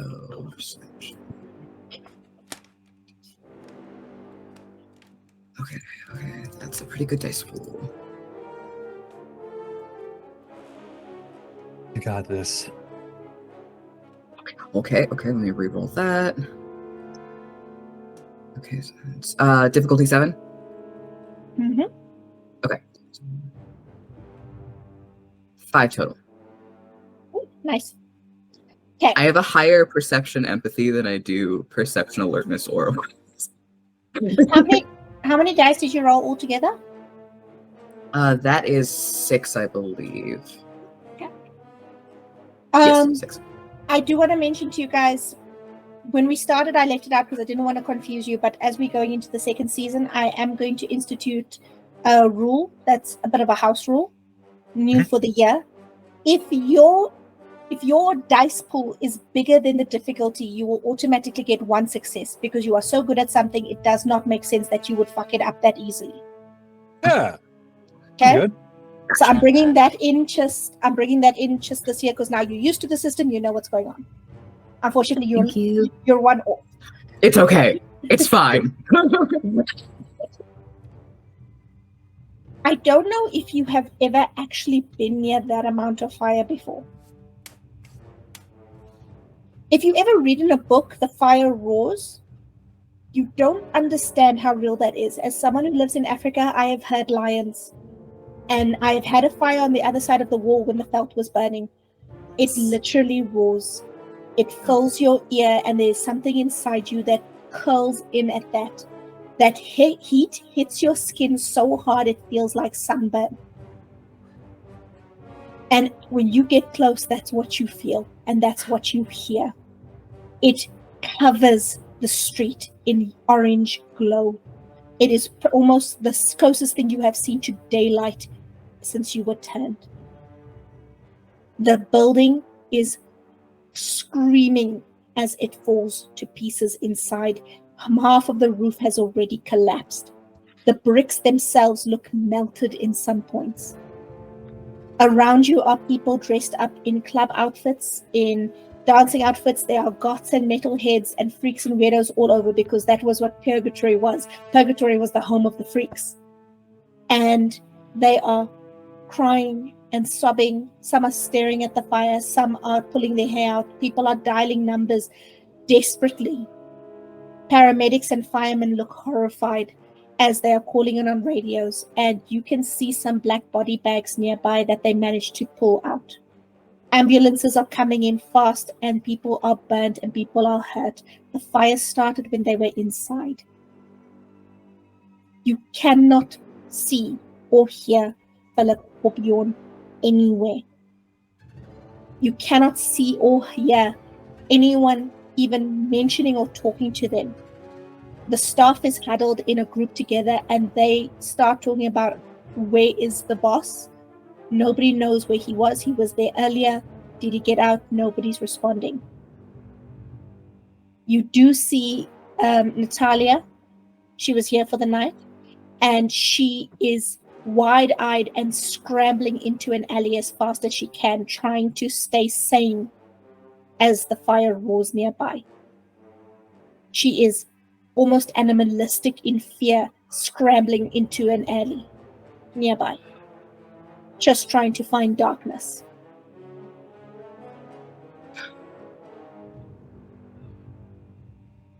Fuck.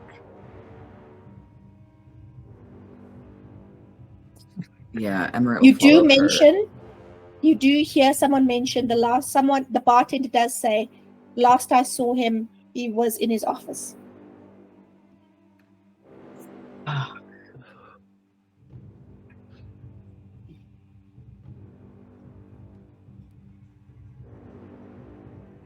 Bellona, you get a text message, Purgatory's on fire. Purgatory's burning. Oh, Purgatory's burning. The exact wording. Fucking instantly finds everyone and shows them the message. And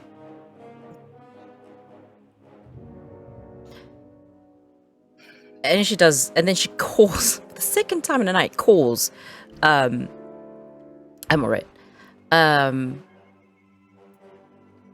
Do they answer? Yeah. Amorette, where are you? When Amorette speaks, she sounds disappointed. You're not who she was hoping to get the call from.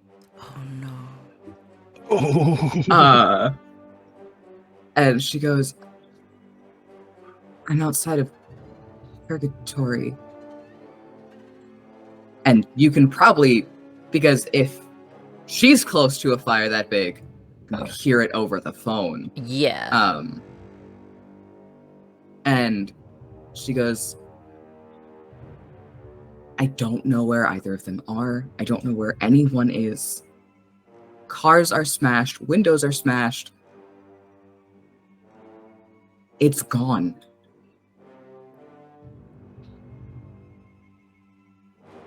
We're coming.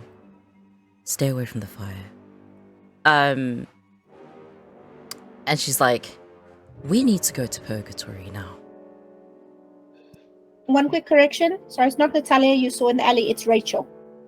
Rachel. Rachel. Yep. Amorette is going to go over the phone. Don't come. And will then hang up. And is going to go to Rachel.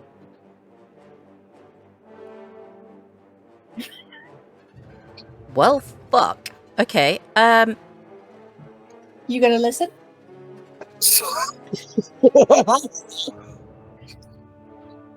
We'll come back to you and Rachel. I just want to give them a chance to decide what they want to do and have some scene. Yes. Absolutely. Thomas is already loading up the armory into the hearse. He's like, fucking, I am gonna wreck someone's shit. My kid is in danger. He's got all 4 arms out. One is texting Waylon, hey, Philip's missing. Hey. Hey. Waylon responds with, what do you mean he's missing? He's out on a date. Purgatory fire emoji. Thomas doesn't use emojis, so that should tell Waylon how stressed he is right now. Philip doesn't answer, Philip always answers, but this is not he's gone missing. You know, Philip, this is I'm not wasting time on my phone when I could be getting into my car. You'll probably get a text in 5-10 minutes going, Philip says we're on our way, from him and his companion. I'm assuming you mean His Wayland. assistant. Oh, Wayland. Yeah, sorry, Wayland. Yeah. Wayland's Don't give me hope. Will text going, Amorette.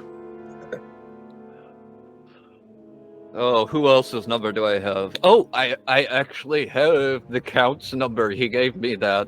He gave me a little card. Hey, I don't know if you're interested, but someone just burned out Purgatory, so be on your guard. He loves the Count. He's basically Nicolas Cage. He loves him. The Count is Nicolas Cage's Dracula. If you have seen the Reinfeld movie, the Count is a man who is a vampire who is convinced that he's not the actual Dracula as in Bram Stoker. He's the Hollywood Dracula as in I want to suck your blood. I love him so much. Dorian does not deal with his cell phone. Ego and Dorian's brides deal with his cell phone. And you get a phone call and you hear Ego's voice going, "What do you mean Purgatory is burning?" Don't have a lot of information right now. On my way there. Oh dear. The master is currently indisposed. Everyone's fucking gone. God. He's just texting everyone ancillarily related. Who's speaking to Ego? Who's on the phone? Because I take it. I see Thomas is handing it over to somebody. Is Thomas going to talk to Ego, or is he going to hand him over? Thomas can talk to Igor. Hey, I don't have a whole lot of information, but I do know that someone essentially just declared war on the kindred. Okay. So I'm The master's dealing with a group right now that tried to come into the neighborhood. He didn't like them coming through. You know, Dorian has a problem with specifically the Sabbat. Dorian does not like Sabbat. Dorian deals with Sabbat by stomping their skulls into shattered glass. Yeah, that's where I got my first spine.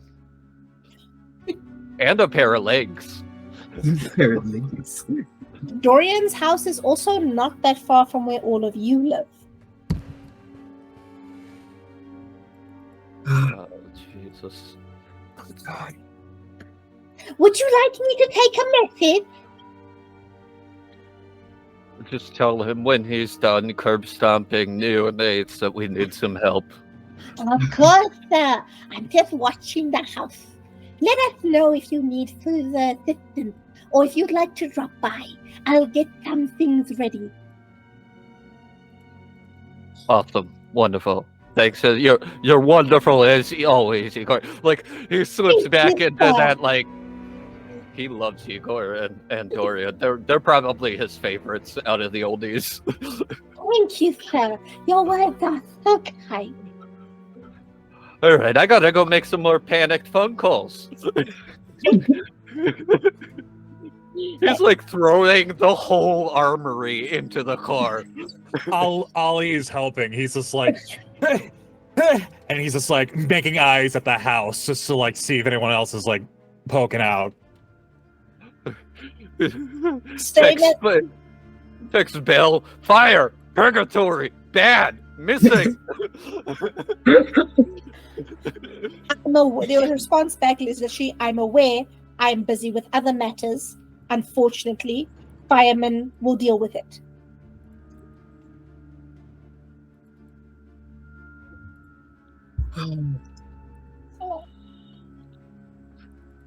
Oliver and Thomas are outside. Both of you, just roll me a quick perception check, both of you.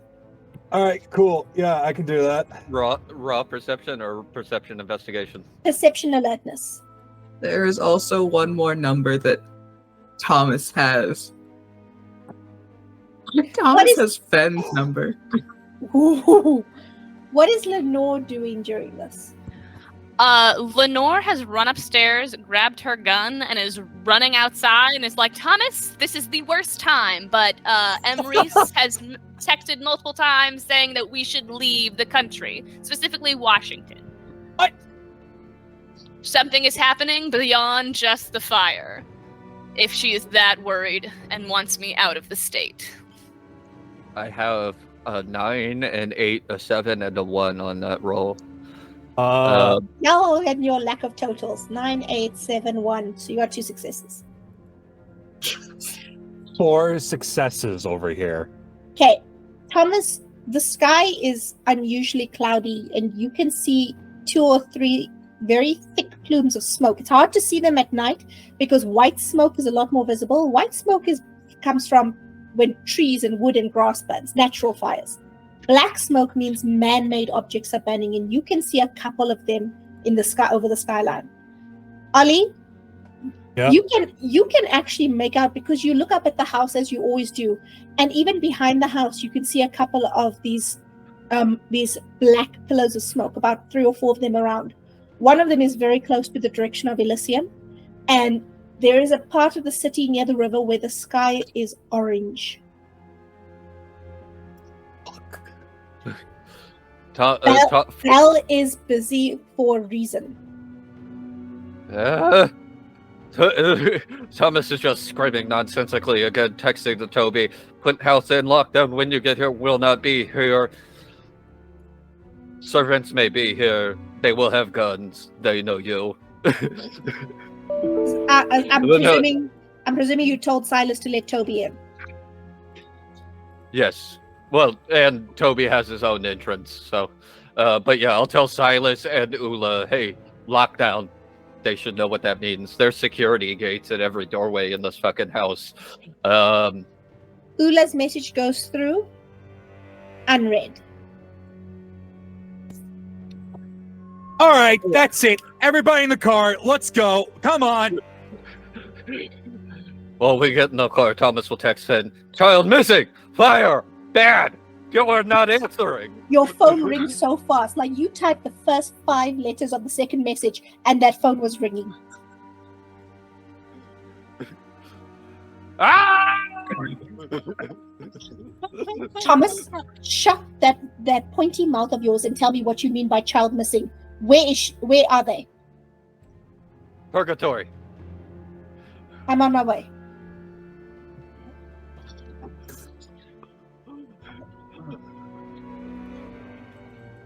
Amorette and what do we say?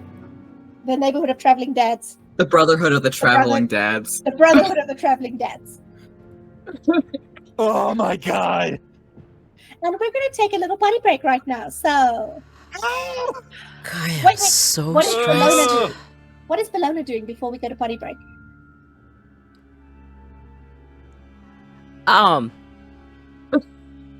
Still probably hasn't quite recovered from the don't come. And decides, I'm not gonna fucking lose someone. Doesn't tell anyone else that is what they told her. And gets in the car. Okay, so the car is full of guns and vampires taking off. Amorette is on her way into the alley trying to track down Rachel. And we are going to take a potty break right now. Yeah. Oh my god. Hope you're having fun! We will be right back. We're live! Hello, folks. What is happening? Why are you down there? I'm not... You left and came back. Oh, Go to the God. gym now. What happens? Everyone's fine. No. Everyone is found alive. We're all good. Lord. Yeah, there's no fire. There's no fire in Bossing, say. Oh, wait, no. I'm supposed to be there. Wait, hold on. Ah! Shoot. This is fine. Continue. Everybody, I'm fixing things. We're gonna be fine. Listen, We can sing a song. We can always sing a song. Yeah, sure. Leaves from the vine. I swear falling I so will find. I'll slow. come to your house and punch you. I'll do it. You don't know where I live. Alex does. You think Alex remembers where I live? Honey. That's fair. Ah. Wait, no. Why is Thomas Everett? Thomas is not in the fire. Please bear with us. The sharks and technical goblins are arguing with us. I think the biggest meme in South Africa is the sharks constantly eating the internet cables, and it's the funniest thing because it is true.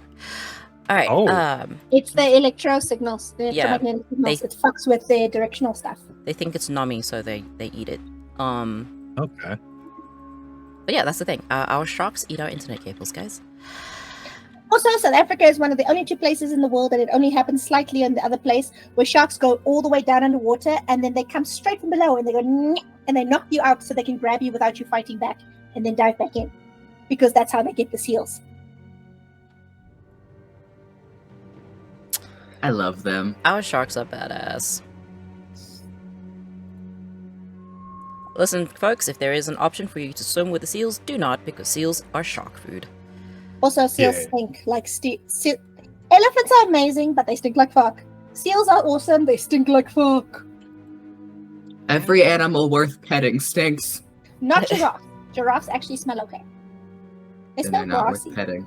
No. Have you never had? Okay, admittedly you're American. They come if you go. I have to fed. You're American. I've fed them. with a long tongue, and then they lick you. And then yep. I feed the giraffes every time I go to the zoo. It's one of my Yes. favorite activities. Yes. Can I share something I Okay. love about giraffes? Yes. The way they run. And their head just whips back and forth on it. They my fight by throw. They like Yep. headbang each other's ribs. Reminds me of Ollie. Oh My my favorite thing is when god. they Oh drink. my god. My favorite thing Someone- is when they drink and their legs do this. They do the splits to drink, and they can't drink for too long because they will faint. Yep. Oh god. And someone Welcome please to draw, giraffe facts. someone draw Ollie as a giraffe, please. Giving the double salute. The hooves in the air. Oh my god. Okay. Well, giraffe Anyway. facts. Back to the dramatic scene where Purgatory is burning. Our motley crew is in the car racing towards Purgatory, and I would like. Actually, you don't need this. You do. Roll me perception checks. I'll just make you all do one perception check. Oliver, you look like you don't trust me. It's perception and Woody? Is it Alertness. just perception? Oh, Perception alertness. alertness. 2. This is the session I should have gotten my sessions rolls on. This sucks. 3. Shit. 7 difficulty? Yeah. 1. And how many for Ollie? 1, 2, 3. So you basically you do spot the same thing Cove did. As you drive towards where the party center of town is, there are people on phones, people panicking. There are people running out of nightclubs. There are buildings that have been damaged, window smash, cars with window smash. As you get closer, you see more and more and more of it. Ollie, you go 3. You do see an alleyway, and you can see a body in the alleyway, leaning against the wall. Looking at You in the car. You see it as you drive past. Bruce Willis, red style, open up the car and just running towards the alley. So you're gonna leave Amorette to go help the body in the alley. Wait, no, fuck! You can. You could. You have Okay. that option. You could. Okay, yeah.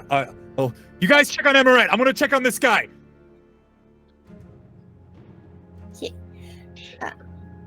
Let me just double check. I'm gonna go find my grandchild.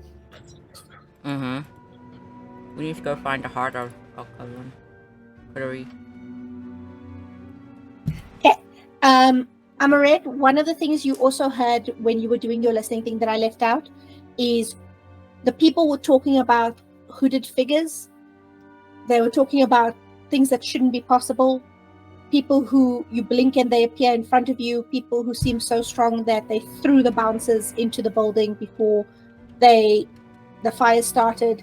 There's rumors all over. Even Ollie, as you run on the street, you can sort of hear as well. People are freaking the fuck out, going, "It's not real. It's not real. It can't be real. That stuff doesn't happen." mages. Jesus. Amorette, you get to the mouth of the alley.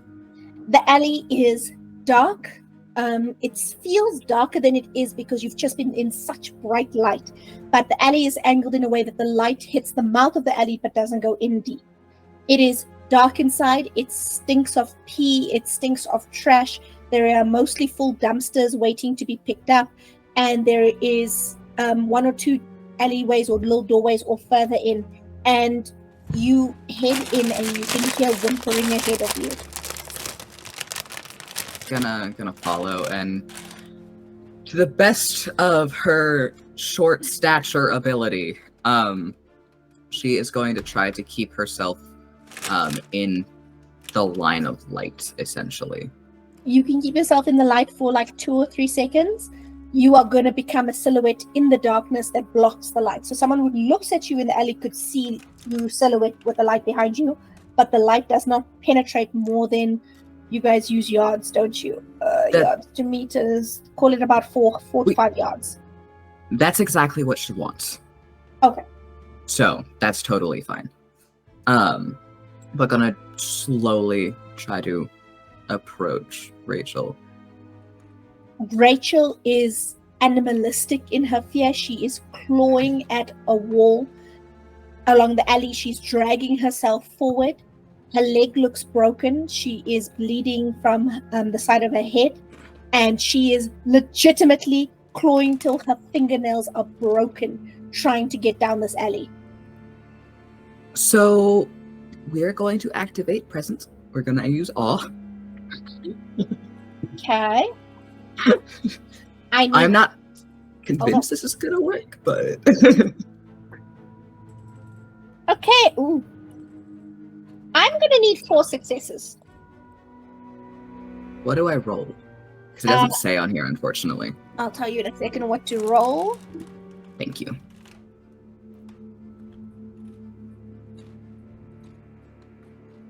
If I remember right, it's empathy and...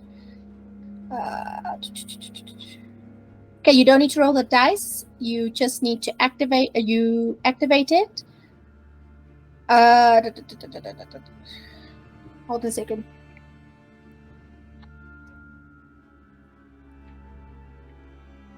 For this, the GM does have a discretion thing, so give me a second to just double check that.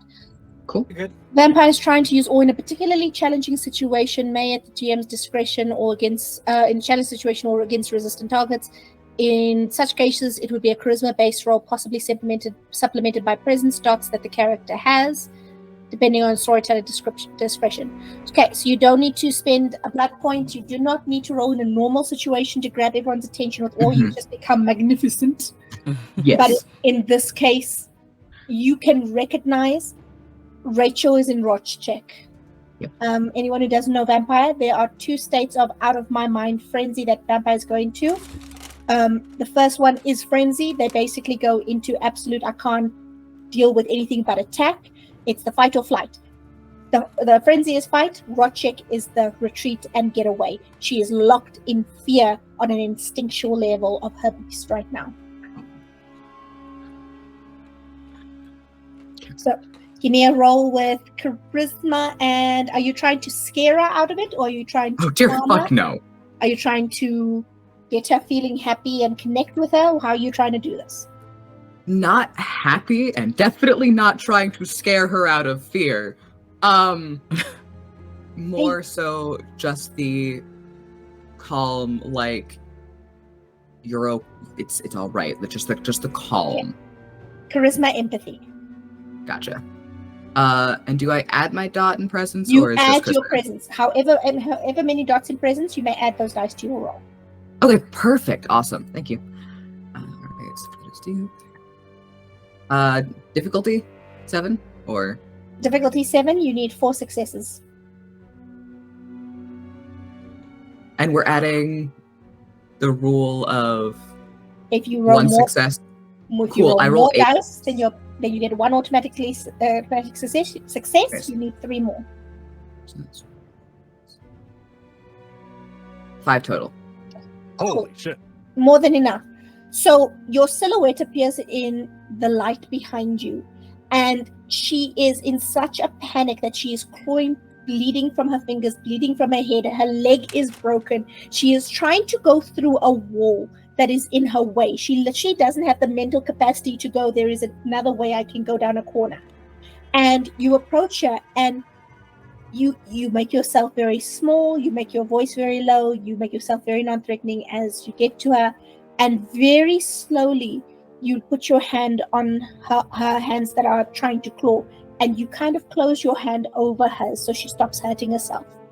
And you're talking to her and you're soothing her, and it takes a couple minutes, but you get her to breathe and she calms down.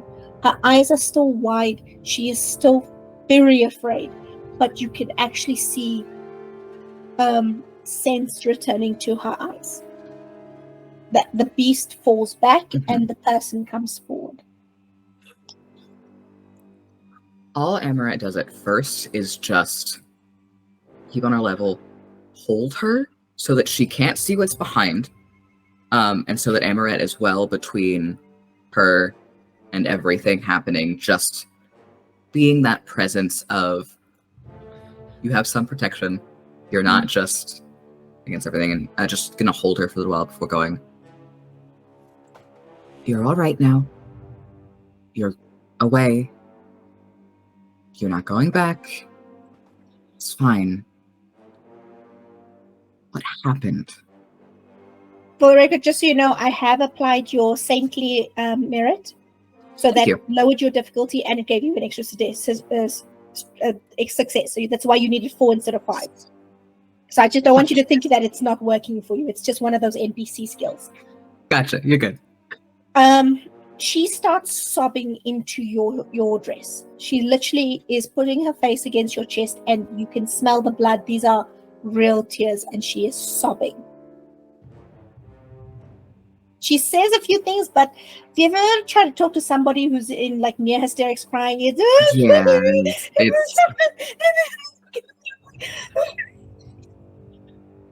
hard to interpret. Yeah, that's okay. Amorette is gonna nod, hold her, and it's genuine care, it's genuine concern. It's not Amorette just going through platitudes, just trying to get information. She genuinely cares. And she's gonna go, okay, I know words are difficult right now. I know a lot just happened. It's gonna be okay. It's okay. Do you know of anyone else who got out? She looks towards the alley and flinches and looks away, and she shakes her head.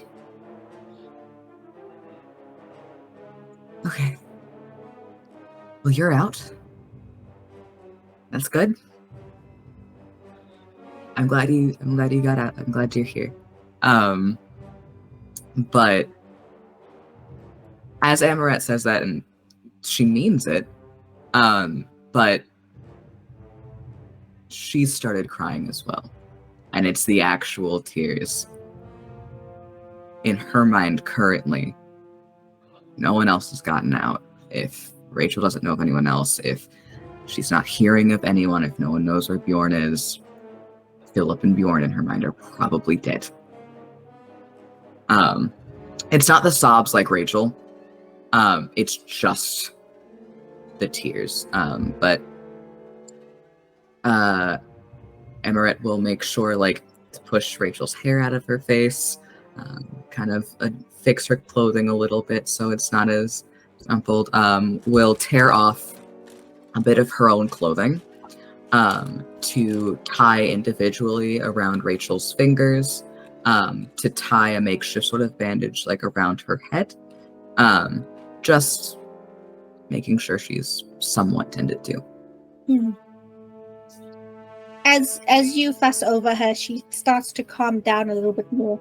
It's still hard for her, but she's gasping for breath. She doesn't need trying to calm herself, but slowly she starts to get calmer. I'm going to leave you calming her. We're going to jump to the car. You guys start getting closer, and again, you can see a glow up ahead. It looks like it's daylight on that side of the street. Each of you is going to need to roll courage roll for me, and I need 2 10s to be willing to get closer voluntarily. I'm gonna spend a willpower. You are welcome to spend a willpower. It'll give you an extra dice. Okay. If you have iron will, that'll lower your difficulty by 1.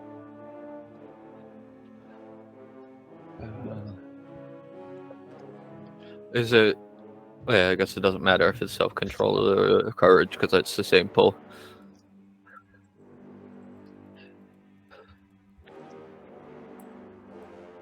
Yes.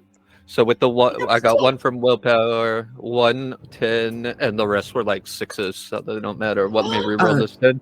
Does Oh, sorry. A willpower is not an extra dice. A willpower is an auto success. Where did my brain go?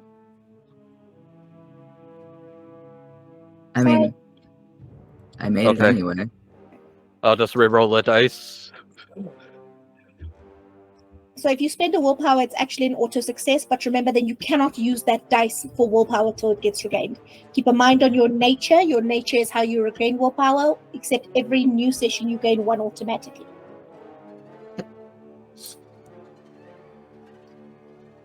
So what are our rolls?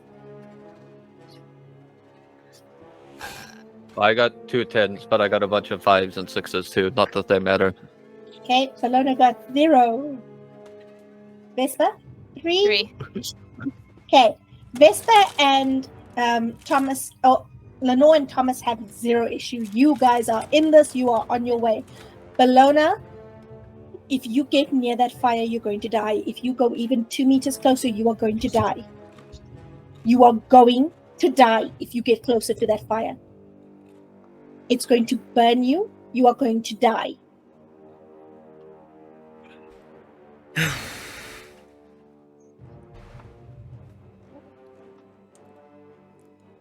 She doesn't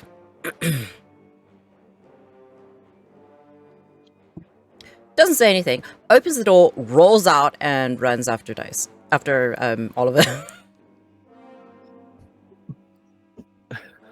So Dice went down an alley that's a little further from the fire. Bellona's following him. Yep. I'm gonna use Uspo to do my nose and try to sniff out Amorette. Which, considering it's the only pleasant-smelling thing in this shithole. You get close to the fire, you park the car, you both climb out. It is hard to park close because the paramedics and the ambulances are here, the fire trucks are here, they're trying to clear the streets. It is chaos, it is noise, it is people sobbing and crying, it is the roar of that fire blasting you. It is feeling like your face is getting sunburned and you are standing 10 meters away. It is overwhelming how much this building is burning. How the pieces are falling apart and melting like it was made out of clay and it's in a children's oven. It is falling apart.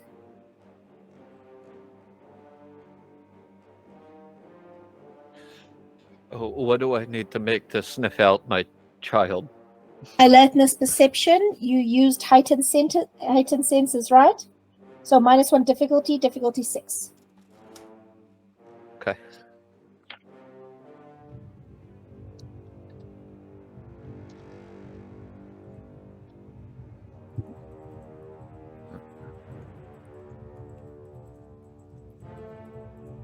Okay. Through the smell of smoke and charred flesh and bodies and sweat, you pick up the faintest trace of Amorette's scent towards an alley. I guess I'm going that way. I love how every time there's fire, Thomas is fine, but if you put part of his emotional trauma in front of him, he collapses. That's great. I love that for me. Yeah. That worked. Lenore, what are you doing? Lenore is very aware that she cannot use any of her abilities. There is humans everywhere. And so it's just like keeping up with Thomas. Just So you're paying a little bit of attention to the people.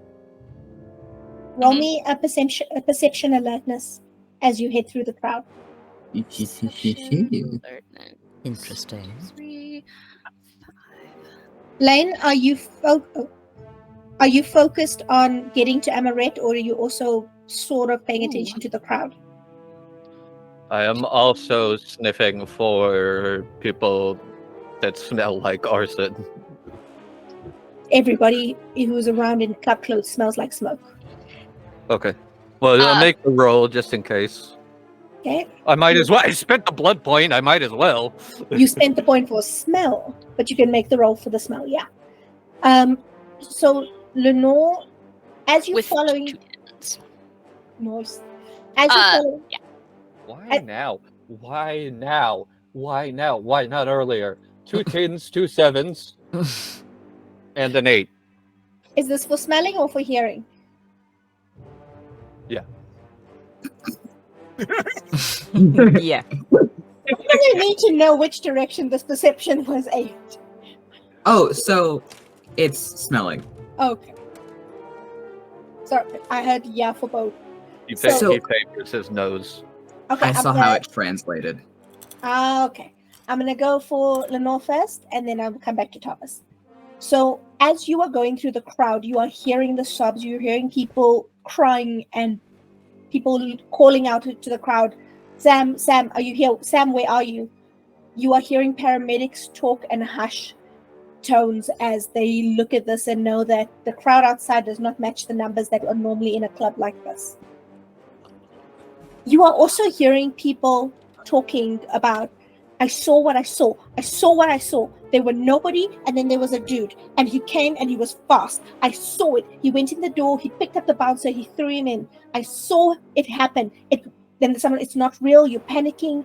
It's just a panic response. Relax. Somewhere else, there's somebody going, the shadows grabbed me. The shadows grabbed me.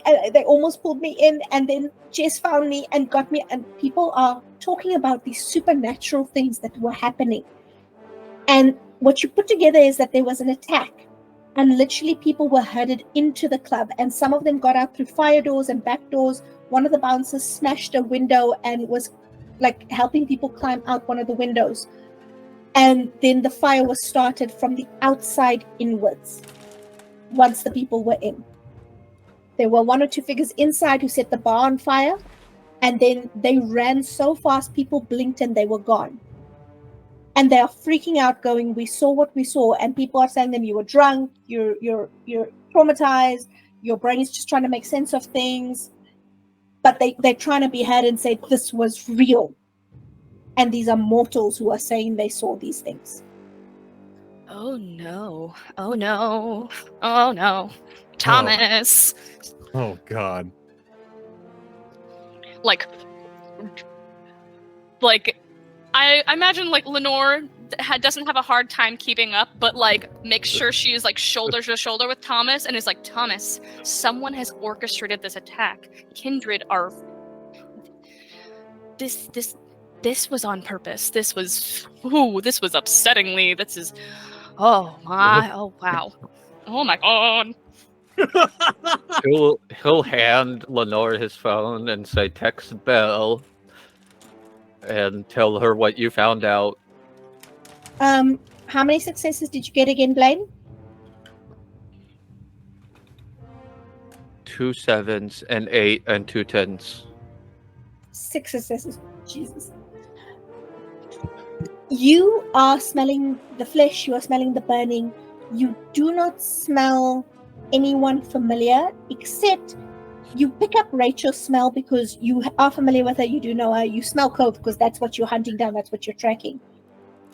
Just before you enter the alley though, you smell blood again, and when you look up and notice where the smell's coming from, painted on one of the walls in blood with ash around it in a circle, there is a symbol. It goes down. There's like a line, almost like an inverted crucifix, but there's a circle at the bottom. You have the knowledge. You know what the symbol is. This is the symbol of the Sabbat. Ooh, yeah, well, definitely tell Belle, and go ahead and text Dorian too, because maybe he'll hurry his ass up. Thomas is getting real irritable. We're about to see Thomas in full bureaucrat. He doesn't hate his job. He just wants to be left alone. You two hit the mouth of the alley, and you can see. Well, Thomas, you can smell her, so you know it's her. It's not a mystery for you. Cove is crouched over a figure at the end of the alley. And I'm going to jump to Oliver and come back to you, Oliver and Bellona. Okay. There Oh god. is a body in the alleyway that you get into. It is a guy. He looks to be about 25, maybe 26. He's got spiky blue hair, lots of tattoos, and he is grabbing his throat, trying to hold tight as blood gurgles down between his fingers. Hey! Knock it off! The guy kind of looks at you, and then he looks on the other side of the alley. Stop your dying, bud. I know. I'm like, Oliver, I don't think he's doing that on purpose. Okay, alright. Shit. Fuck. Alright. Okay. Hey, just snap my fingers over to him. How many fingers am I holding up, buddy? He kind of looks at you, and he can't let go because he like loosens for a second, and the trickle becomes a spill, and he shoves his hand in. This is a muscular guy. This guy's basically choking himself to stop from bleeding to death. Human? Very human. Oh, fuck. Okay, I'm gonna look down the alleyway to see what he was looking at. You don't see anything. Love that for us.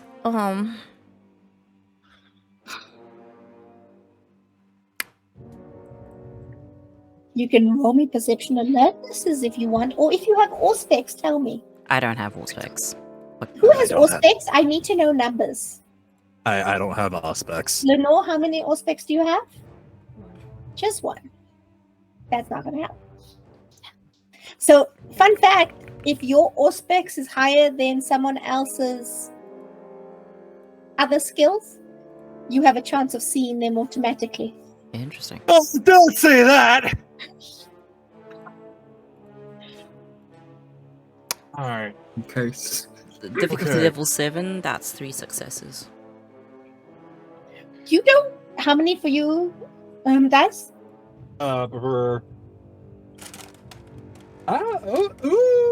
Okay.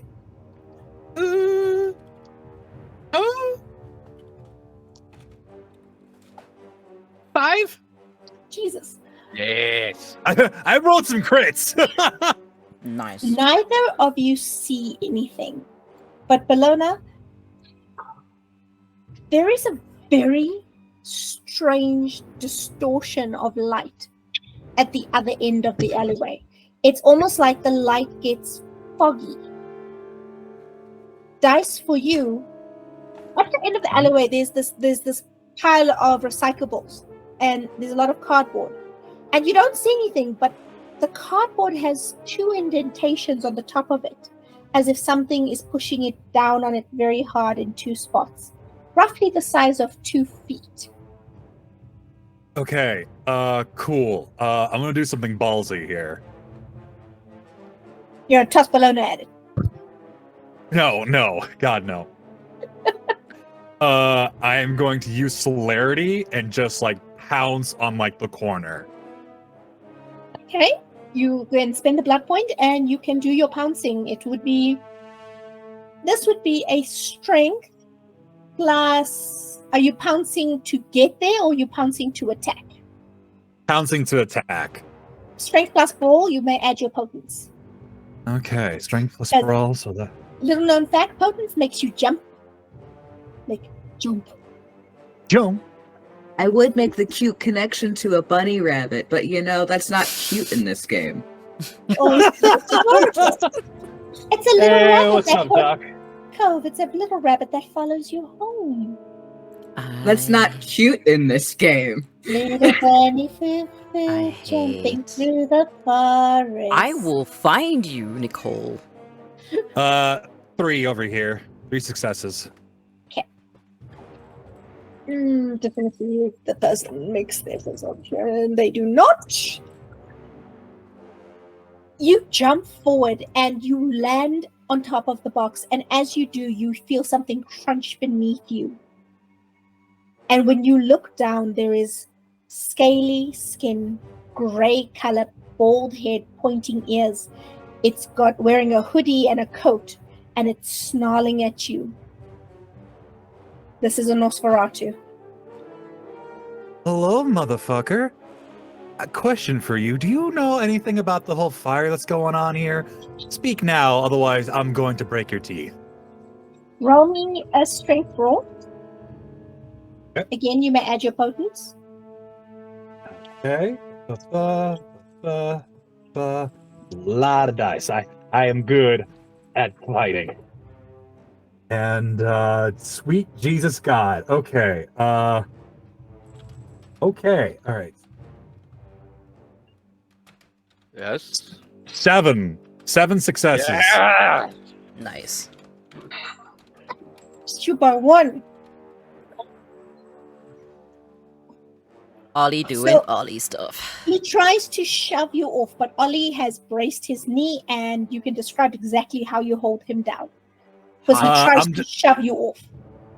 I just like pin like my elbow on his throat and just go, that's not what I said. Tell us now. I'm gonna break your teeth. I'm grabbing his fangs. 3, Oh, 2, now, 1. that wouldn't be a very nice thing to do. Bellona, roll me a perception check. Perception alertness. I have. I'm about to get fucked. Stuff. Jesus fuck Christ. Okay. Am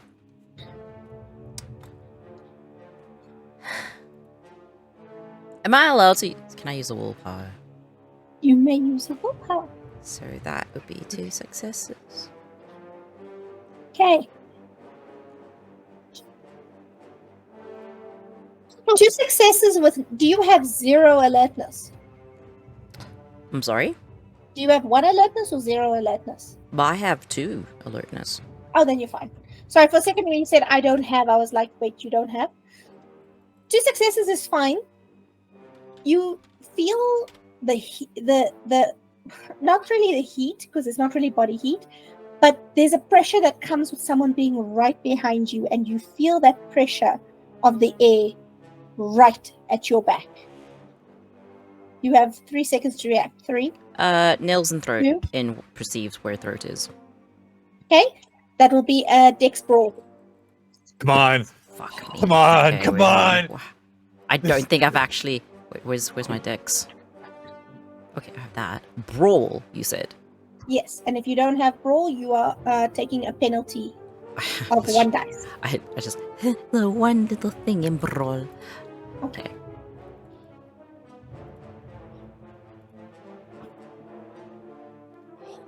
Uh, 2 successes. Fuck me. Okay, I have 3 dice. You turn and your hand goes into a knife mode to stab into that neck.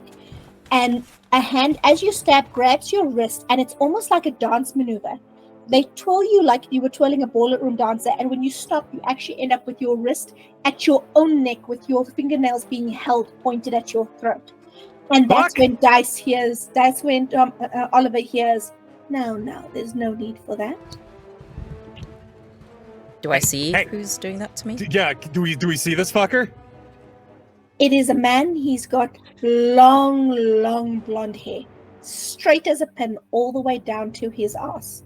He's got these vivid green eyes, and he's actually incredibly beautiful, but there's something very twisted about that, the way he's beautiful. There's something wrong with his beauty. It's almost like he's got that uncanny valley vibe to him. Oh, look at me! I'm beautiful. I'm too beautiful for this world. I know someone who would totally think this is his type.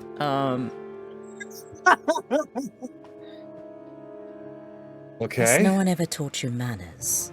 Really shouldn't come up to someone behind them without announcing yourself. My apologies, ma'am, but unfortunately, we have been sent to bring you home. You recognize this voice. This was a major domo at a house you lived in. This was the person who ran the household with an iron fucking fist. When I find you, when I fucking find you, when I fucking find you, when I fucking find you. Is that for me or the NPC? I don't know. I'm scared though. Angry Ducks is angry. So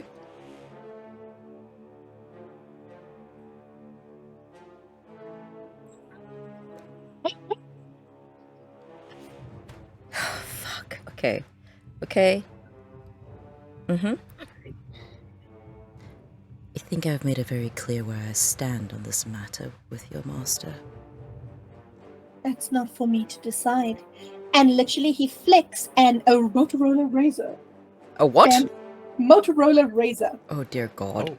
Flicks open and is like, so I would like to speak to you. Hey, fuck what? I got your buddy right here. You let Bellona go, otherwise he ain't gonna be drinking blood for like a week or month, or I don't know. The I don't know how man, long it. he literally looks at you and goes, oh, thank you. Please dispose of him. Bellona He's just fair. Bellona's just like a finger up to Oliver, just like shh.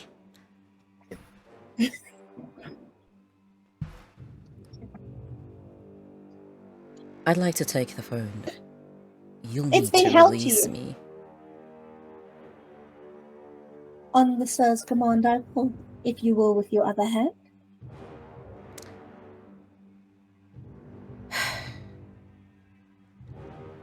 I am not going anywhere.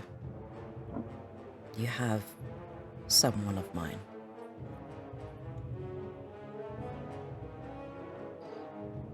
And who would that be?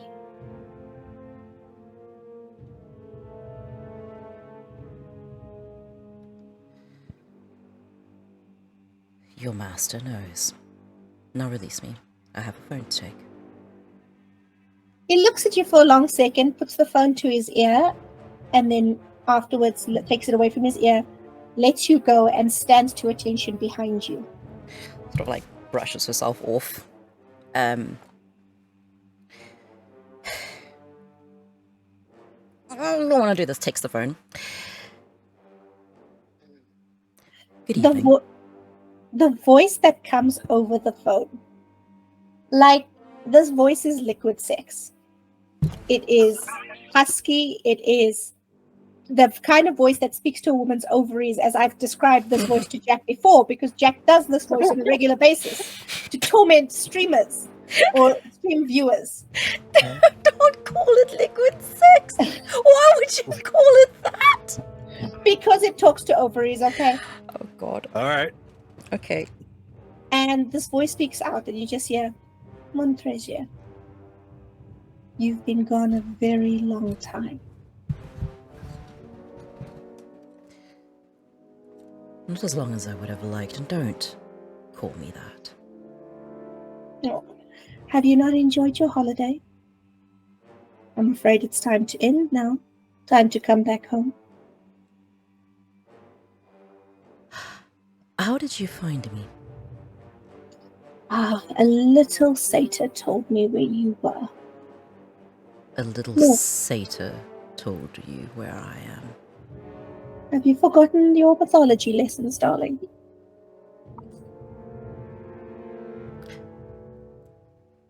Naughty, naughty, putting your boy to spy on me like that. What have you done to Pan? Oh, he's perfectly fine. I haven't run out of uses for him yet.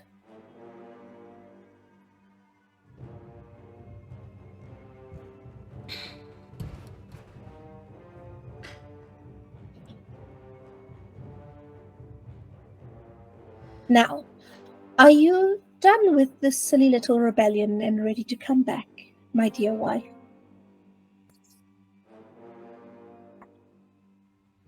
Glances at Oliver.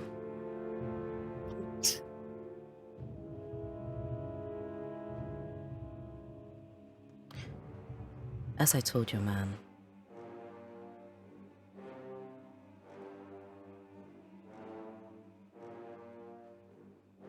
You're quite aware where I stand on that. And she looks at Oliver and uses one word. Escape.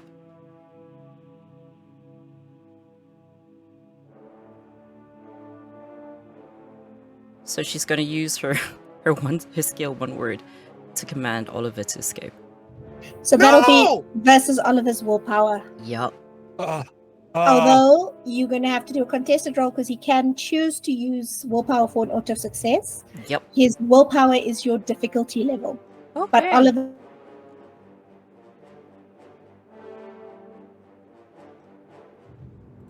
Okay, so my willpower is 3 right now because I burned 1. Used. So- Burn is very different. Burning Yeah, but willpower you- is very different. Okay, so what do I gotta roll? Just roll the So number right- of willpower. The difficulty is 3. Bellona rolls to use the ability with a difficulty of 3. Remind me, because I have used this like once. What am I rolling for one word?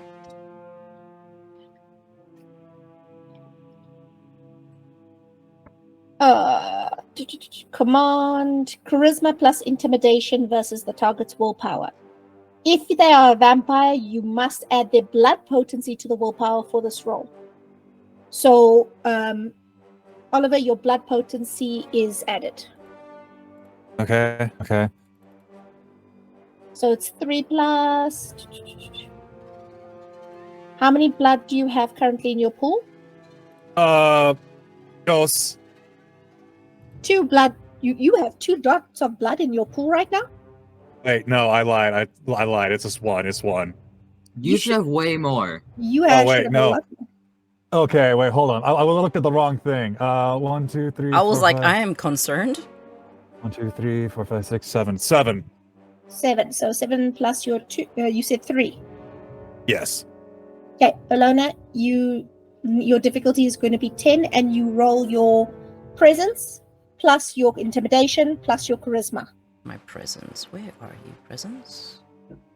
I have Where that. are you, Christmas? Where are you? I'm so sorry. Okay. Oh my god. Oh god. I am blind. Where's oh, there you are. Sorry about that. A difficulty level 10, you said. Mm-hmm. Jesus, okay, 1, 2. Oh, this is why I don't know what. Okay, blood potency is from one of the newer versions. That's why it's not familiar to me. I have to give you each a potency score, but I'll do that later. We're going to run with what it is. Right now, it's the blood in your system. Okay. Cool beans. The difficulty level being 10, yeah? Yeah. That will be 2 successes.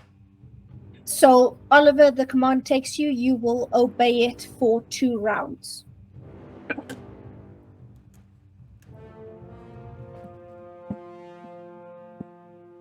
This is bullshit! Damn it! Ollie is just like, can I say anything as my body No. is just like, No, you are. fuck! Once a command is issued, as long you can try and fight it, but if it goes against your true nature, but the command has taken you, you will obey it immediately. Really, really funny when your player like looks up at a vampire and says certain looks up at and says certain words to NPCs. Oh no. Bellona is gonna mouth the word to Oliver with the words, I'm sorry. And she'll go with him. No! So, as you turn to go with him, the voice on the phone is like, "That's very cute. Looking to save your little friends." Snaps the phone in half.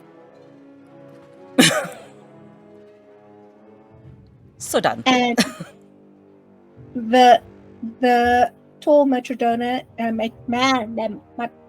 major domo. That's his name is Luke, and Luke turns and puts out I a know hand him? for you to lead you to the car. Yeah, he's run your husband's household for close to 100 years. Yeah, I thought so. This was definitely his type, bastard. The moment you described him, I'm like, oh, the dude could like him. Okay, cool. And he points towards a stretch card on the other side of the road outside the alley. Breaks the phone, drops it, one last look at Oliver, and gets into it. How did Oliver choose to escape?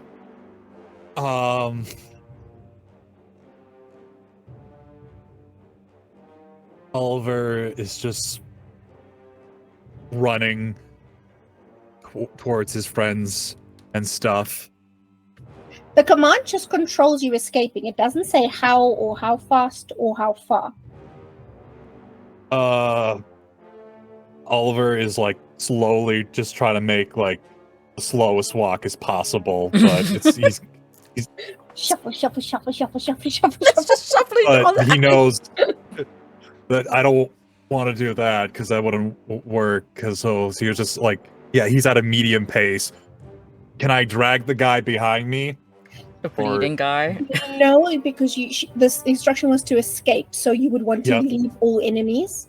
So leave all enemies. So then Oliver is just like running like the Dickens. It's only 2 rounds, so by the time Bellona gets to the car, because she did take the time to snap the phone and be sassy, and she's not exactly going to jog to the car, she's taking her time walking. So in 2 rounds, when she reaches the car, the command fades and you have control again. Sweet. Hey, celerity towards the car. Okay, so 2 rounds to get away. How many points of celerity do you have? I have dose. Okay, perfect. So that means you can do 4 actions per round. You can get to the car before that door closes. I am going to fucking rip the door open, Jesus. punch Mr. Blonde Man face in the fucking throat. Okay, those are your actions. 2 to get to the car, 1 to rip the door open, 1 to punch. Okay. I'm going to need a strength check with potence for ripping the door off. All right, cool beans. Ollie hasn't gotten this mad in a long fucking time. Oh god. Oh god. Okay. Said strength athletics? Yeah. Oh, okay, With okay. potence. With potence. Okay. Okay.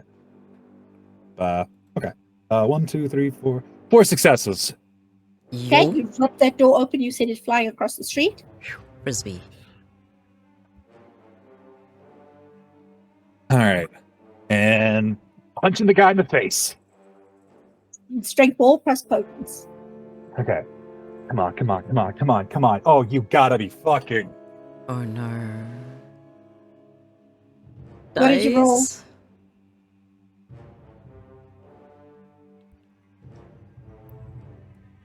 Did you botch? Ladies, gentlemen, and all my non-binary heroes, Oh no. I fucking botched. No. By how much? One. Oh, only 1 botch is not that bad. Bellona, what's your stamina? Roll for me. What is my stamina? Do I have stamina? Yes, I you all do. have stamina. I do. I have human stamina. Okay, let's roll. Dice, roll me your damage. All right. Don't tell me I punched Bellona. Don't say that. What's your damage? Okay. What's your stamina roll, Bellona? Oh, I got 1 success. So you will take 2. Oh shit! Oliver has shotgun arms. You will take 2 lethal damage as you go. He hits you so hard you go ricocheting into the back seat of the car. Oh, come the fuck on! Woof. Too lethal. Okay. Okay. Ollie stands in horror. Just sorry, fuck. As Bellona lands in the back seat, though, you hear a growl. Literally a growl. And that tall man with the long blonde hair leans forward. Luke leans forward, and he almost seems to scuttle out of the car and stands between you and Bellona. His fangs grow, his claws grow, and he looks at you. Bellona, you are not knocked out. You just took 2 lethal and got the... In South Africa, we call it a puss clap. Get a quiet sort of grunt, which is hilarious for Bellona. She just goes, I might have deserved that.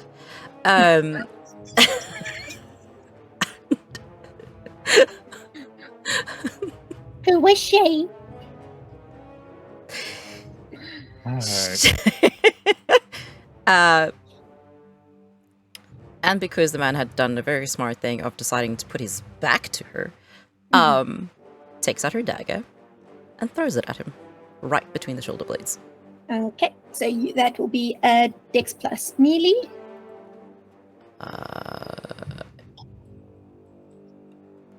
Okay, if I don't have melee, then it's a negative, right? Yeah. Take away a dice. Yeah. Oh my god. Oh What? no, what did you roll? So, guys, Oh no. this guy snarls at you. He stands between her and you. His claws grow, his teeth grow, his eyes start going red, and he lunges for you. What is your roll, Bellona? I had 1 dice, but it was a success. Was a success. And because of that success, it plants into his spine and he twists, where he was about to slash at Dice, running at him at a speed that literally would have impaled you on his claws. He stumbles and you're able to step sideways and he goes flying past you, skidding across the street. Because I botched twice. This man is no longer so pretty. His entire side of his face is done with gravel as he slams into that car door, and the wet, heavy thud of him hitting it, you can hear even from the car as bone cracks. I give out a hand. Bellona, come on, we're going. Gets out of the car and is just like, keep being that sexy, I'll fall for you. The driver of the car does not move. He does not intervene. He does not stop you. All he does is he reaches over and he touches his ear for a second, and then he touches a button on the car. And the most high-tech freaking car phone speaker starts, and you just hear this. You actually hear the tap of nails. It's like, darling, you're making me very angry. That seems like a you problem, dear. It's about to become a problem for you and your little friends. I've already taken some, and I will take more if you do not come home now. Get in the car.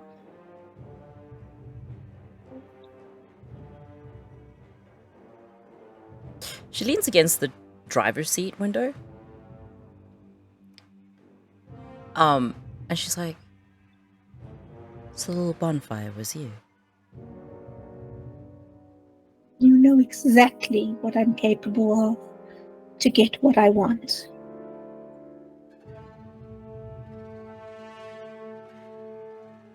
It's a new term I've learned recently. Tough titties. And then like goes to Oliver's like, I can't run really fast. You might want to pick me up and go. Hoist it on the shoulder and just celerity to the others. Okay, Ali. Hi. So, Thomas and Lenore, you see Amorette over a figure. Amorette, Rachel has just started being able to talk to you. Gotcha. What y'all do?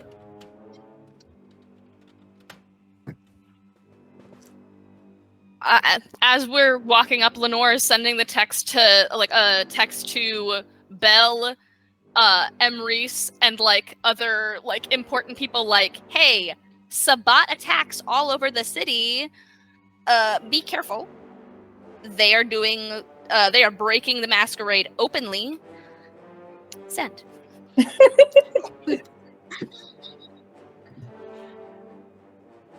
And just Thomas still has no idea what the fuck happened in the other alley, so now he is looking at Rachel like...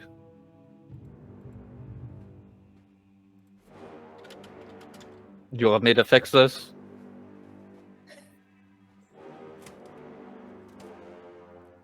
If I do this, it puts my family at risk, which means you owe me a boon. Major. Because we need to have a talk. I have done you a big favor by not telling Chase what you've been into. Am I understood? She starts getting more and more freaked out, and she shuffles as if she's going to start crawling again. And Amorette's gonna hold out hand. Just stop. To Thomas. Uh-oh. Just stop. Okay. She just started talking. This level of words was not possible like 5 minutes ago. She's the only one who I currently know might know something about what happened in there, because I don't. Bjorn's gone. Philip's gone. I don't know where anyone is. Do not chase her off. Please.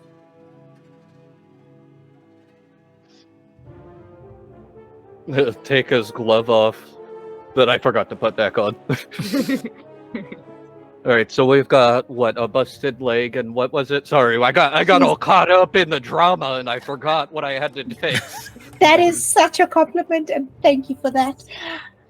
She's got a broken leg. She's got bleeding out the side of her head. She is scratched up a bit.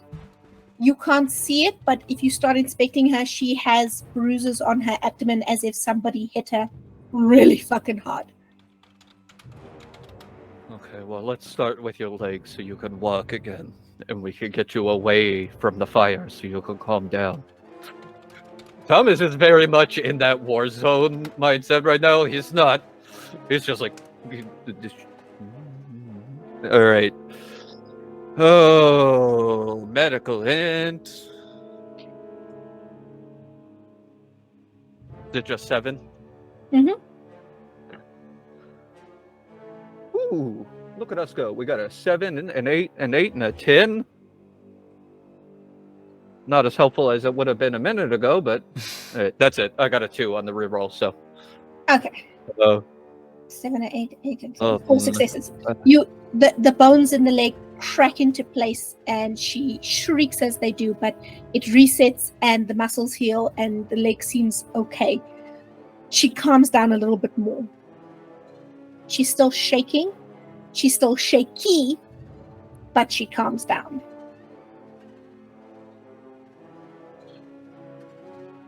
Okay. Oh, God. Lenore, can you use your giant frame to block the alley for me? Yep. Just slides over into the alley and he's like, and if need be, I can make it more shadowy, maybe that'll help feel more safe. Yes. Yeah. So Lenore, using her shadow crafting, will use and create just a pocket of shadow, like just around her, and stands in the alleyway. It genuinely helps. Right now, light is the enemy. Light is fire, and fire is death. So you making it darker helps. And between the three of you, seeing to her emotional state, her physical state, and her mental state, Rachel calms down enough to speak to you. So who's going to talk? You can all talk. Thomas is not. You do not want Thomas to talk right now. I am, however, going to take a risk and spend a blood point and flesh craft her wound shut. She has internal bleeding, which is what you pick up as you are healing wounds. Somebody beat the a lot of her abdomen. She was in a fight, and Rachel is not a fighter. She basically got bashed around until she got out of the building. She's got glass shards in her arm, so you're guessing she went through a window, and that's how she got out. Oh god. Okay. Amorette can take the point of talking. I am trying to stop my clan leader's child from dying. Do you want me to make another medical roll to see if I can locate where the blood is? No, you patched it up. I'm saying you detected it as you were healing. So you have healed it, you patched it up. For our new viewers, Rachel is the child of the primogen of the Toreador in the city. There's a picture on her on Jack's Discord. She's basically a chubby goth with multicolored hair. She's known for her ability to sing. She's an amazing, insane singer in a variety of styles. And she has a slight problem with anything involving addictive habits. I'm just currently imagining the one person with the multiple people on leashes, and that's just Thomas at the moment. I'm pretty sure we've got a picture of that on the private Discord. Pretty sure we do. But anyway. But she can, in fact, yodel 6.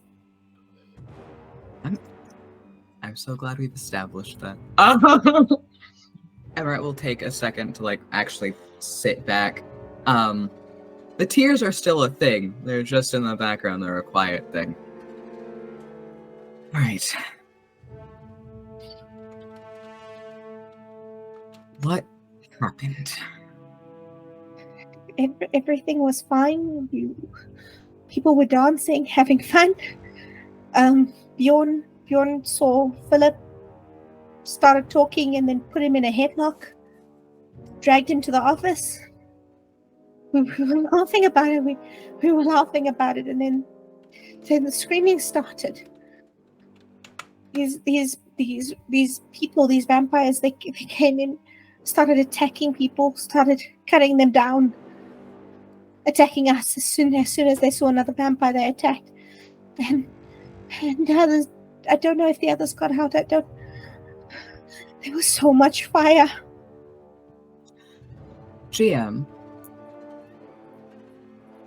I think I already know the answer to this, and it's going to make me cry, but I have to know. The office doesn't have windows, does it? Because it's that secure. The office does not have windows. It is underground at the end of a long tunnel with a very thick, very heavy door. I know. The office has, in fact, a vault door. I know. I remember the opening attempt. It does have a set of windows that look. It's a one-way mirror that looks out to the dance floor. Yep. Because it's in the basement level. Yep. All right. Maybe he has a tunnel to the sewer? I don't think so. But that'd be nice.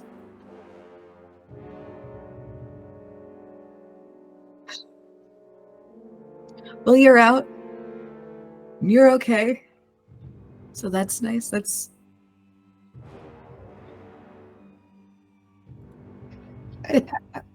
want to go. I want to go find Chase. I want to go to his haven. Yeah. I do not trust anyone around us right now, and Chase will kill me if you die.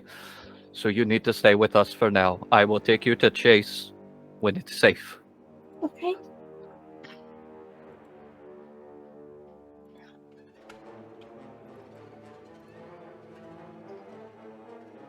Okay.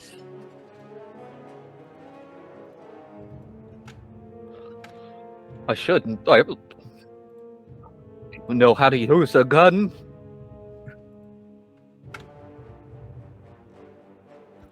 I assume Lenore did not bring her rifle into this fucking alleyway. I assume Lenore did. Oh, I assume Lenore did too. I didn't hear a description. Listen, so, she is tall enough that she can hide it under a coat. Okay, like if they search her, it's a problem. But if she can walk through a crowd, buddy. Lenore usually carries like those large oil canvas, like the things that carry large oil canvases. Painting tube guys. Yeah, the painting tube. Yeah, she has it slung across her back, and that's what holds it. She's ready. Masquerade's already been broken. Well, fuck it. We'll pull out his little Colt 1911. All right, let's start heading up towards the front of the alley. We gotta regroup and get the fuck out of here. I don't know, honestly, if we should go home or to Dorian's. I genuinely do not fucking know. I'll text Dorian. I still have your phone. Yeah. Regrouping. Should we come to your house or should we not send? The phone rings. Hello? Good evening. You're not Mr. Thomas. No, I am Lenore. I can hand the phone over to Mr. Thomas, though. Oh, if you would, I would very much appreciate it. Thomas? Well, this is the most phone calls he's made in 50 years. Hello. I received the message you were asking about Sir. Sir is still busy. Unfortunately, one or two of them are very tricksy.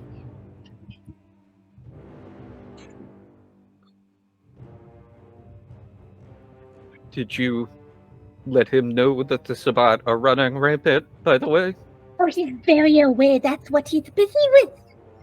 Some of them No, have I mean all like come they're to down me. here tagging territory. Ah, no, we did not know about that. Sir usually deals with the ones who come to the house. Okay, can you have him let the rest of the Primogens know, or can you have his phone? Can you do He's- that? Because I don't remember- have their numbers. Remember, Dorian is not a primogen. I just figured he was old enough to let the Primogens know. Oh, yeah.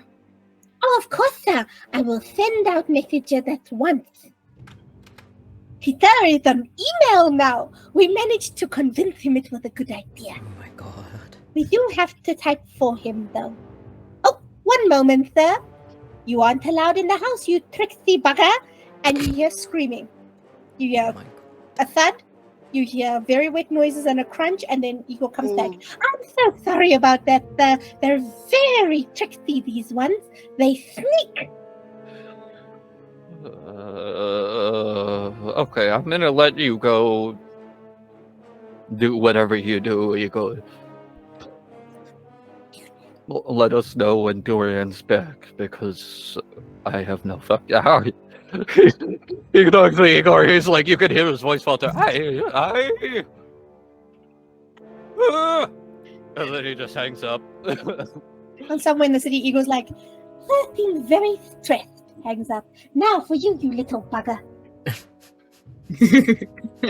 Eagle has been a ghoul for almost 100 years. Eagle is stronger than most neonate vampires. Love him. Love it. And for anyone new, Eagle has body dysphoria. He believes that he is hideous when he's in his normal face, so he pulls himself to look like a real Eagle, because normal face him is hideous. I love Eagle. I love him. Dysmorphia. By the way. Dysmorphia. Thank you. Dysmorphia. Anyway, Bellona and Oliver come sprinting down the alley from the other direction. Hey, we gotta fucking go! What the fuck is that? Bellona's over his shoulder like a sack of potatoes, by the way. Bellona's also Bellona has a very large bruise. Does Lenore have celerity? No. No, okay. Lenore does not. Oh, I get to do the thing! Oh god. Okay. Thomas will I could grow or shrink a foot at a time, so now Thomas isn't the tallest. And it scoops up Lenore and just starts fucking booking ass. I don't want to do this. Run. Lord. If Ollie is running, we run. Rachel looks at Amorette for what you should do. It's whatever does happens very fast, but it's a lot to happen in a very short period of time.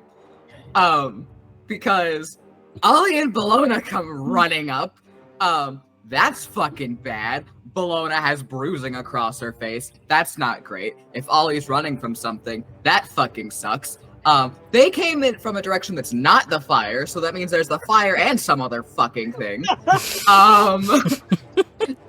And Amorette looks between them, watches Thomas grow, watches Thomas pick up Lenore and go, fucking looks to Rachel. Do you have celerity? Oh, buddy. Yeah? Yeah. Okay. And then Amorette looks back at the fire. And just gives a little blown kiss. And then takes Rachel's hand, tells her to activate it, and goes. You guys run, and as you're running, you see this. I hate myself with this description, but it has to happen. There is a white stretch SUV that pulls up in the road. Ollie knows enough about cars and fixing them up. It is armor-plated windows and run-flat tires on it. A door pops open, and Finn sticks his head out, looking for Amorette. Oh. Why is Fed in a free candy van? It is a stretch SUV, okay? It's a stretch Humvee. Why is that in a free candy bag? I'm leaping into the car.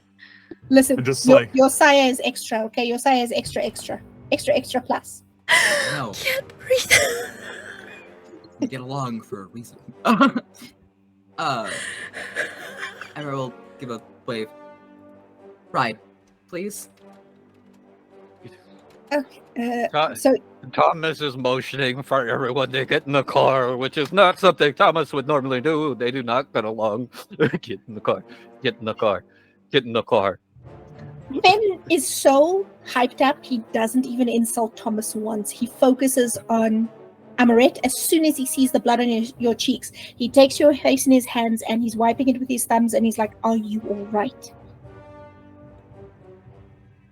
And he'll pull you close and he literally puts your head in his chest and he just holds you. So this is in the car because we're all getting in the car. Yes, in the car. Everyone got siphoned into the car.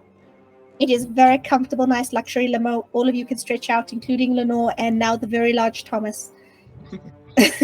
There are 3 people in the back with you on different seats who are armed to the teeth, and one of which is one of Amorette's brothers.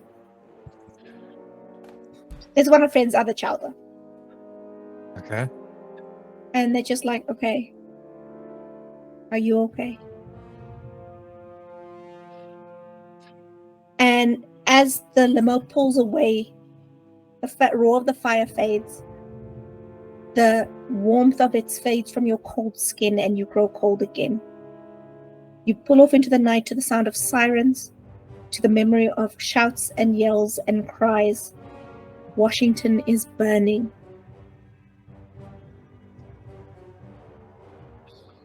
He's here. And we're going to close the game there for tonight. I hope you guys had fun. Oh, such a good game. Good game, guys. Good games. Hope everybody had fun, including people watching. Hope there wasn't too much trauma, except for, the obvious big trauma in the corner. I love you, Cole. I love you, Cole. What did I do to you? Do friends really This need is- a reason? This is This is Bellona's arc. This is Bellona's trauma arc. My boyfriend and my dad? Well, if it makes you feel better, I'm gonna put something in just to make you feel better, just for you. Although it was planned for next time. Thomas, Okay. you got a message from the hospital as next of kin. Oh. Oh, Oh. I don't like that. I don't. Sandy is in intensive care. Jesus fucking Oh Christ. no, Sandy! I'm gonna rip this little freak's spine out. What did you do? Not gonna kill them first. I'm going to remove the spine like a damn string bean. Better, Oh my. everybody gets to suffer. Except for the baby Gets bat. to I suck. will not harm the baby bat. Fuck that. Baby bat will be lived. No matter what, baby bat is fine. As long as we hide behind Baby Bat, we're all gonna be okay. You're all such big targets. Jeez. All right. Oh my word. Okay, well,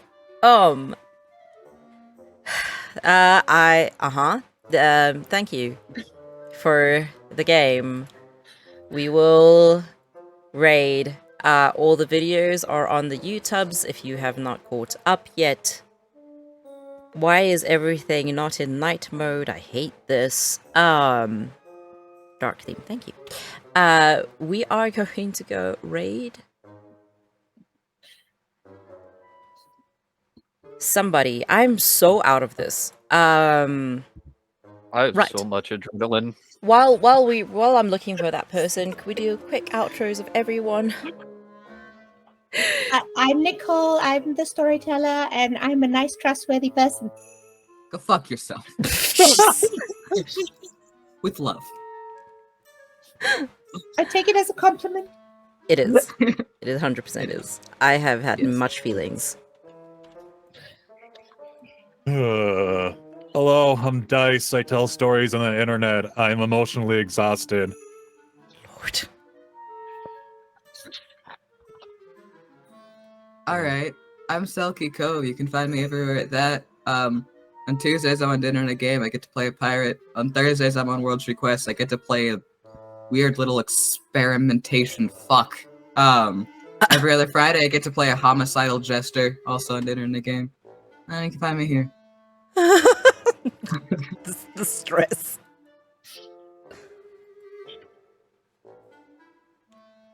Happy, George. Very happy. Vesper! Yeah. Hi, Vesper. You can find me here only. So, Here. Oh. I would like more that's- Vespa content, please. Agreed. Also, Blaine. Oh, sorry, I have so much adrenaline right now. I'm Blaine. You can find me places at Gaming Blaine. I'm pretty much posted up here every Saturday. I also ran our Twitter. So if you interact there, it's either me or Jack. Jesus fucking Christ. All right.